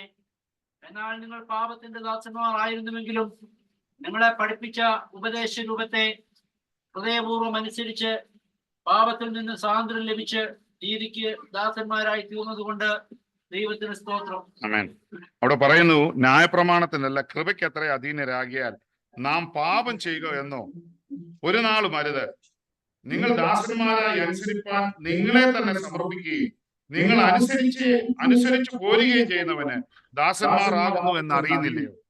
ഒന്നുകിൽ മരണത്തിനായി പാപത്തിന്റെ ദാസന്മാർ, അല്ലെങ്കിൽ നീതിക്കായി അനുസരണത്തിന്റെ ദാസന്മാർ. ഒന്നുകിൽ മരണത്തിനായി പാപത്തിന്റെ ദാസന്മാർ, അല്ലെങ്കിൽ നീതിക്കായി അനുസരണത്തിന്റെ ദാസന്മാർ. അതുകൊണ്ട് ന്യായപ്രമാണത്തിനല്ല കൃപയ്ക്ക് അത്ര അധീനരാകിയാൽ നാം പാപം ചെയ്യുകയെന്നോ ഒരു നാളും അരുതെന്നാ പറയുന്നത്. ആമേൻ. അതുകൊണ്ട് ദൈവവചനം നമ്മുടെ ഹൃദയത്തിന്റെ പലകകളിൽ എഴുതിയാൽ ഈ പാപത്തെക്കുറിച്ച് നമുക്കൊരു ബോധ്യം തമ്പുരാൻ തരും. ആമേൻ.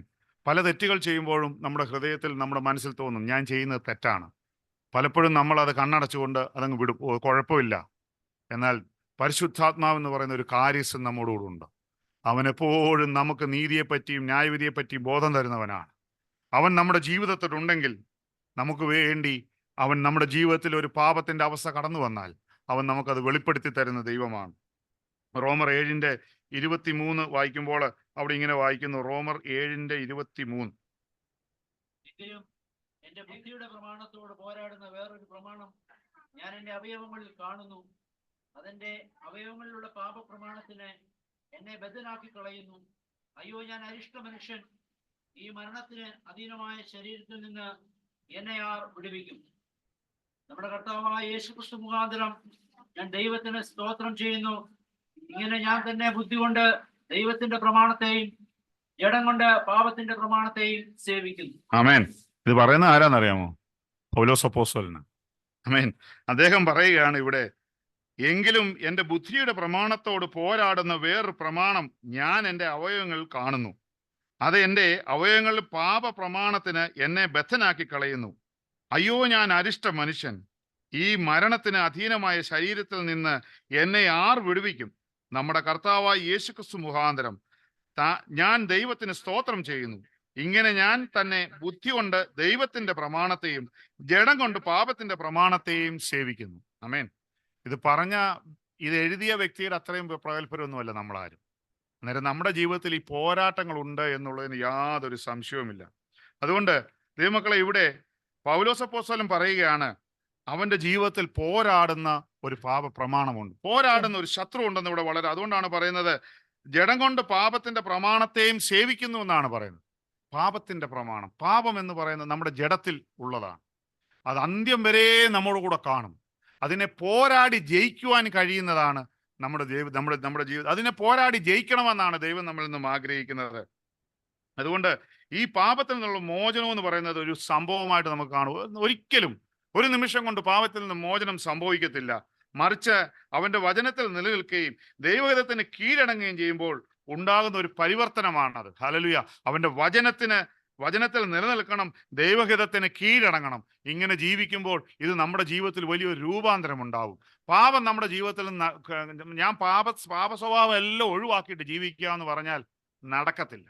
പാപ സ്വഭാവം ഉണ്ടോ എന്ന് നോക്കണമെങ്കിൽ ഈ ട്രാഫിക് ഉള്ള സമയത്ത് നമ്മുടെ ഫ്രണ്ടിൽ വണ്ടി ഓടിക്കുന്നവരാണ്, ഒരാൾ കൊണ്ടൊന്ന് മുന്നിൽ കുത്തി കയറ്റിയാൽ മതി. അന്നേരം അറിയാം നമ്മുടെ ജീവിതത്തിലെ സ്വഭാവം എന്തുവാണ്. യഥാർത്ഥ സ്വഭാവം അറിയണം. എനിക്കുണ്ട് കേട്ടോ, എനിക്ക് ദേഷ്യം വരും, ഇല്ലെന്ന് ഞാൻ പറയാം. ഹോൺ അടിക്കും, ചിലപ്പോൾ സൈഡ് കൊടുക്കത്തില്ല. ഇതൊക്കെ നമ്മുടെ ജീവിതത്തിൽ കിടക്കുന്ന കാര്യങ്ങളാ. ഇത് ഓരോ അവസരങ്ങൾ വരുമ്പോൾ ഇതിങ്ങനെ തികട്ടി വരുമെന്നാ പറഞ്ഞത്. ഇതിനെ നശിപ്പിച്ച് കളയുവാൻ സാധിക്കുന്നതല്ല. പക്ഷേ ദൈവവചനത്തിൽ നിലനിൽക്കുകയും ദൈവഹിതത്തിന് കീഴടങ്ങുകയും ചെയ്യുമ്പോൾ ഒരു പരിവർത്തനം നമ്മുടെ ജീവിതത്തിൽ, ഒരു രൂപാന്തരം നമ്മുടെ ജീവിതത്തിൽ ഉണ്ടാകും. ആമേൻ. അതുകൊണ്ട് ആ രൂപാന്തരം നമ്മുടെ ജീവിതത്തിൽ ആവശ്യമാണ്. ആ രൂപാന്തരത്തിന് വേണ്ടിയാണ് നമ്മൾ ജീവിക്കുവാൻ കഴിയുന്നത്. അതുകൊണ്ട് ദൈവമക്കളെ, ജീവിതത്തിൽ ഇതൊന്നും ഒഴിവാക്കി നമുക്ക് ജീവിക്കുവാൻ സാധിക്കത്തില്ല. നമ്മുടെ ജീവിത യാത്രയിൽ, ജീവിതം അവസാനിക്കുന്നത് വരെ ഇതൊക്കെ നമ്മോട് കൂടെ ഉണ്ട്. എന്നാൽ ദൈവവചനത്തിന് കീഴടങ്ങുവാൻ, അതിന് ദൈവവചനത്തെ നിലനിൽക്കുന്നതും ദൈവഹിതത്തിന് കീഴടങ്ങി ജീവിക്കുമെങ്കിൽ നമ്മുടെ ജീവിതത്തിൽ രൂപാന്തരം തടുവാൻ ഈ വലിയവനായ ദൈവം മതിയാവനാണ്. ആ രൂപാന്തരമാണ് നമ്മൾ ആഗ്രഹിക്കേണ്ടത്. ദിനംപ്രതി കൂട്ടായ്മയിൽ കടന്നു വരുമ്പോൾ, ദിനംപ്രതി ദൈവസന്നിധിയിൽ വന്നിരിക്കുമ്പോൾ, ദൈവവചനം നമ്മളോട് ഇടപെടുമ്പോൾ ഈ വചനത്തിൽ കൂടെ നമ്മളെ വിടുവിക്കുന്നവനായ ഒരു ദൈവമുണ്ട്. നമുക്ക് പാപത്തെക്കുറിച്ചും നീതിയെക്കുറിച്ചും ന്യായവിധിയെക്കുറിച്ചും ബോധം തരുന്ന ഒരു പരിശുദ്ധാത്മാവ്. അവനെ നമ്മുടെ ജീവിതത്തിൽ ചേർത്ത് പിടിച്ചാൽ നമ്മുടെ യാത്ര, ഈ ഓട്ടം ഓടി തീരുമ്പോഴുണ്ടല്ലോ, ദൈവഹിതപ്രകാരം ഓടിത്തീരുന്നവരായി തീരണം. വെറുതെ പോർക്കളത്തിൽ ഓടുന്നവരായി തീരരുത്. അന്ത്യകാലത്തുണ്ടല്ലോ അവനോട് ചേർന്നിരിക്കുന്നവരായി തീരുവാൻ, അവന്റെ മടിയിൽ വസിക്കുന്നവരായി തീരുവാൻ, അവൻ ആഗ്രഹിക്കുന്ന രീതിയിൽ ഓടിത്തീർത്ത് നമ്മുടെ ജീവിതം അവസാനിക്കുമ്പോഴുണ്ടല്ലോ നമുക്ക് സ്വർഗത്തിൽ വലിയൊരു പ്രതിഫലം അവൻ ഒരുക്കിയിട്ടുണ്ട്. അതിനുവേണ്ടി ഓടുന്നവരായി തീരുവാൻ ദൈവം നിങ്ങളെ ഓരോരുത്തരെയും ഇടയാക്കട്ടെ. ദൈവം നിങ്ങളെ ഓരോരുത്തരെയും അനുഗ്രഹിക്കട്ടെ.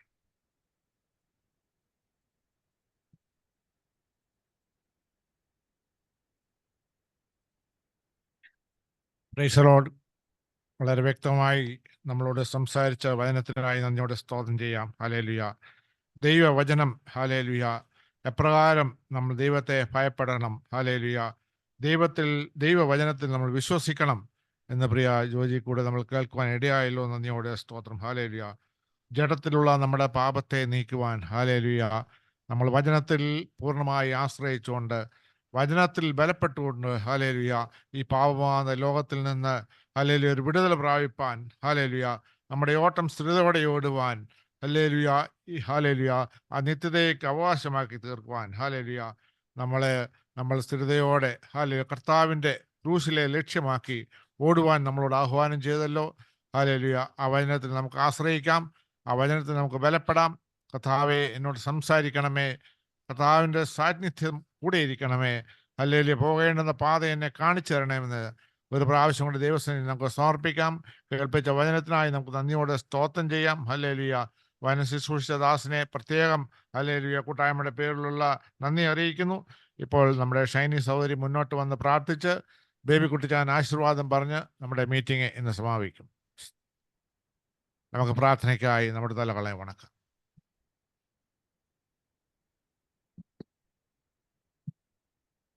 ഹല്ലേലൂയ. സ്തോത്രം, സ്തോത്രം കർത്താവേ. ഈ വൈകാറായ സമയത്ത് കർത്താവേ, അവിടുത്തെ സന്നിധിയില് ഇത്രയും സമയം കർത്താവേ അവിടുന്ന് ആയിരിക്കാൻ അനുവദിച്ചവൾക്കായി സ്തോത്രം ചെയ്യുന്നു, സ്തുതിക്കുന്നു കർത്താവേ. അവിടുത്തെ മകൻ കർത്താവേ, അവിടുത്തെ വചനത്തെ പുല്ലിൽ കൂടെ അടിയങ്ങൾക്ക് ഇന്ന് വിഭാജനം ചെയ്തു തന്ന വചനങ്ങൾ കർത്താവേ നഷ്ടമാകുവാൻ ഇടയാക്കരുതേ കർത്താവേ. അടിയങ്ങളുടെ ഹൃദയങ്ങളെ കർത്താവെ ശോധന ചെയ്യുവാൻ തക്കോണം അത് അടിയങ്ങൾ ക്രിയ ചെയ്യണമേ എന്ന് ഞങ്ങൾ ഇതിനോട് അപേക്ഷിക്കുന്നു കർത്താവേ. സംഭവബഹുലമായ ലോകത്ത് കർത്താവേ, വാക്കിലും പ്രവൃത്തിയിലും നോട്ടത്തിലും ഒക്കെയും പല തെറ്റുകളും വന്നു പോയിട്ടുണ്ട് കർത്താവേ. ഇവയെല്ലാം ഞങ്ങളോട് ക്ഷമിച്ച് കർത്താവെ, അടിയങ്ങളെ നിർത്തി പരിപാലിക്കുന്ന വൻകൃപയ്ക്കായി സ്തോത്രം ചെയ്യുന്നു, സ്തുതിക്കുന്നു കർത്താവേ. കർത്താവെ, നാമധായ ക്രിസ്ത്യാനികളായി മാറാതെ കർത്താവെ, മാതൃകയുള്ള ക്രിസ്ത്യാനികളായി ജീവിക്കുവാൻ കർത്താവെ അടിയങ്ങളെ ഓരോരുത്തരെ എടുത്ത് ഉപയോഗിക്കണമേ കർത്താവെ. ഈ അന്ത്യകാലത്ത് കർത്താവെ അവിടുത്തെ ഹിതം തിരിച്ചറിഞ്ഞ് കർത്താവെ അവിടുത്തെ ഇഷ്ടപ്രകാരം ജീവിക്കാൻ അടിയങ്ങളെ ഓരോരുത്തരെയും എടുത്ത് ഉപയോഗിക്കണമേ കർത്താവെ. വാക്കിലും പ്രവൃത്തിയിലും നോട്ടത്തിലുമൊക്കെയും പല തെറ്റുകളും വന്നിട്ടുണ്ട് കർത്താവെ. പാപത്തിന് അതീതരാകാതെ കർത്താവെ നീതിക്ക് ദാസന്മാരായി ജീവിക്കാൻ അടിയങ്ങളെ ഓരോരുത്തരെയും എടുത്തുപയോഗിക്കണമേ കർത്താവെ. ഈ ശുശ്രൂഷയുടെ ആദ്യം മുതൽ അവസാനം വരെയും അവിടുത്തെ സാന്നിധ്യം അടിയങ്ങളോട് കൂടെ ഉണ്ടായിരുന്നതിനാൽ സ്തോത്രം ചെയ്യുന്നു, സ്തുതിക്കുന്നു കർത്താവെ. സൂമിലും കർത്താവെ ഓൺലൈനും ഓഫ്ലൈനുമായി കർത്താവെ എൻ്റെ മക്കളുടെ അനേകർ കൂടി വന്നല്ലോ കർത്താവെ. അവരോടൊക്കെയും അവിടുന്ന് ഇടപെടണമേ കർത്താവെ. ഇത്രത്തോളം അടിയങ്ങളെ നടത്തി പരിപാലിക്കുന്ന കൃപയ്ക്കായി സ്തോത്രം ചെയ്യുന്നു, സ്തുതിക്കുന്ന കർത്താവെ. മധ്യസ്ഥ പ്രാർത്ഥനയായ ജോസ് ബ്രദർ അനേക വിഷയങ്ങൾ തിരുസനിൽ വെച്ചുവല്ലോ കർത്താവെ. അവിടുന്ന് ശ്രദ്ധ വെച്ച് കേട്ടതിനായാലും സ്തോത്രം ചെയ്യുന്നു, സ്തുതിക്കുന്ന കർത്താവെ. നല്ലതും തീയതുമൊക്കെയും അവിടുന്ന് അറിയുന്ന കർത്താവെ.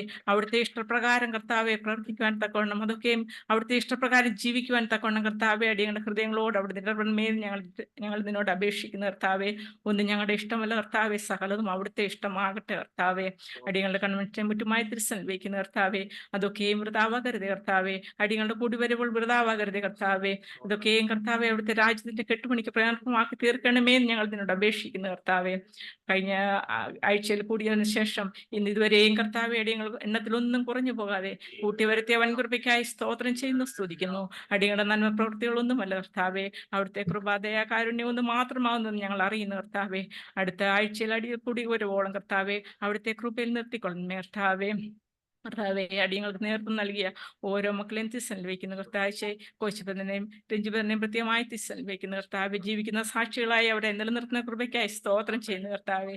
തോമസ് ബ്രദറിനെയും ചാനയും ബാബുച്ചാനെയും ഒക്കെയും തിരുസനിൽ വയ്ക്കുന്നു. നാട്ടിലായിരിക്കുന്ന ഓരോ മക്കളെയും കർത്താവെ നടത്തി പരിപാലിക്കണം. ഇത്രത്തോളം നടത്തി പരിപാലിക്കുന്ന കൃപയ്ക്കായി സ്തോത്രം ചെയ്യുന്നു. കൂട്ടായ്മയെ മുറ്റുമായി ഒരു പ്രാവശ്യം കൂടി തിരുസനിൽ വയ്ക്കുന്നു.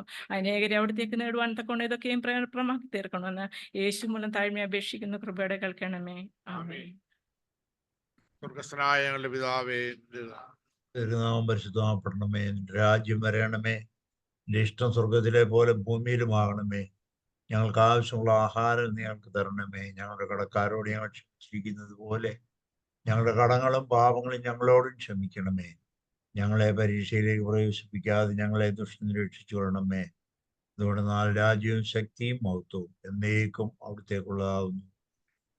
ഞങ്ങളുടെ കർത്താവും രക്ഷിതാവുമായ യേശു ക്രിസ്തുവിന്റെ കൃപയും പിതാവായ ദൈവത്തിന്റെ സ്നേഹവും ആശ്വസിപ്പിക്കുന്ന പരിശുദ്ധാത്മാവിന്റെ സഹവാസവും കൂട്ടായ്മയും കാവലും പ്രിയർത്താവെ അടിയങ്ങളോടും ഞങ്ങൾ ഓർത്ത് പ്രാർത്ഥിച്ച എല്ലാ വിഷയങ്ങളോടും ഇന്ന് ഞങ്ങളോട് സംസാരിച്ച ദൈവത്തിന്റെ വചനത്തോടും കർത്താവേ, ദൈവവചനം ശുശ്രൂഷിച്ച അവിടുത്തെ ദാസനോട്, ദൈവവചനം കേട്ട ഞങ്ങൾ എല്ലാവരോടും കൂടെ ഞങ്ങളുടെ ജീവിതത്തിന്റെ അതിൻ്റെ പ്രതികരണത്തോടും ക്രമീകരണത്തോടും കൂടെ ഇന്നും എന്നേക്കും ഉണ്ടായിരിക്കുമാറാകട്ടെ.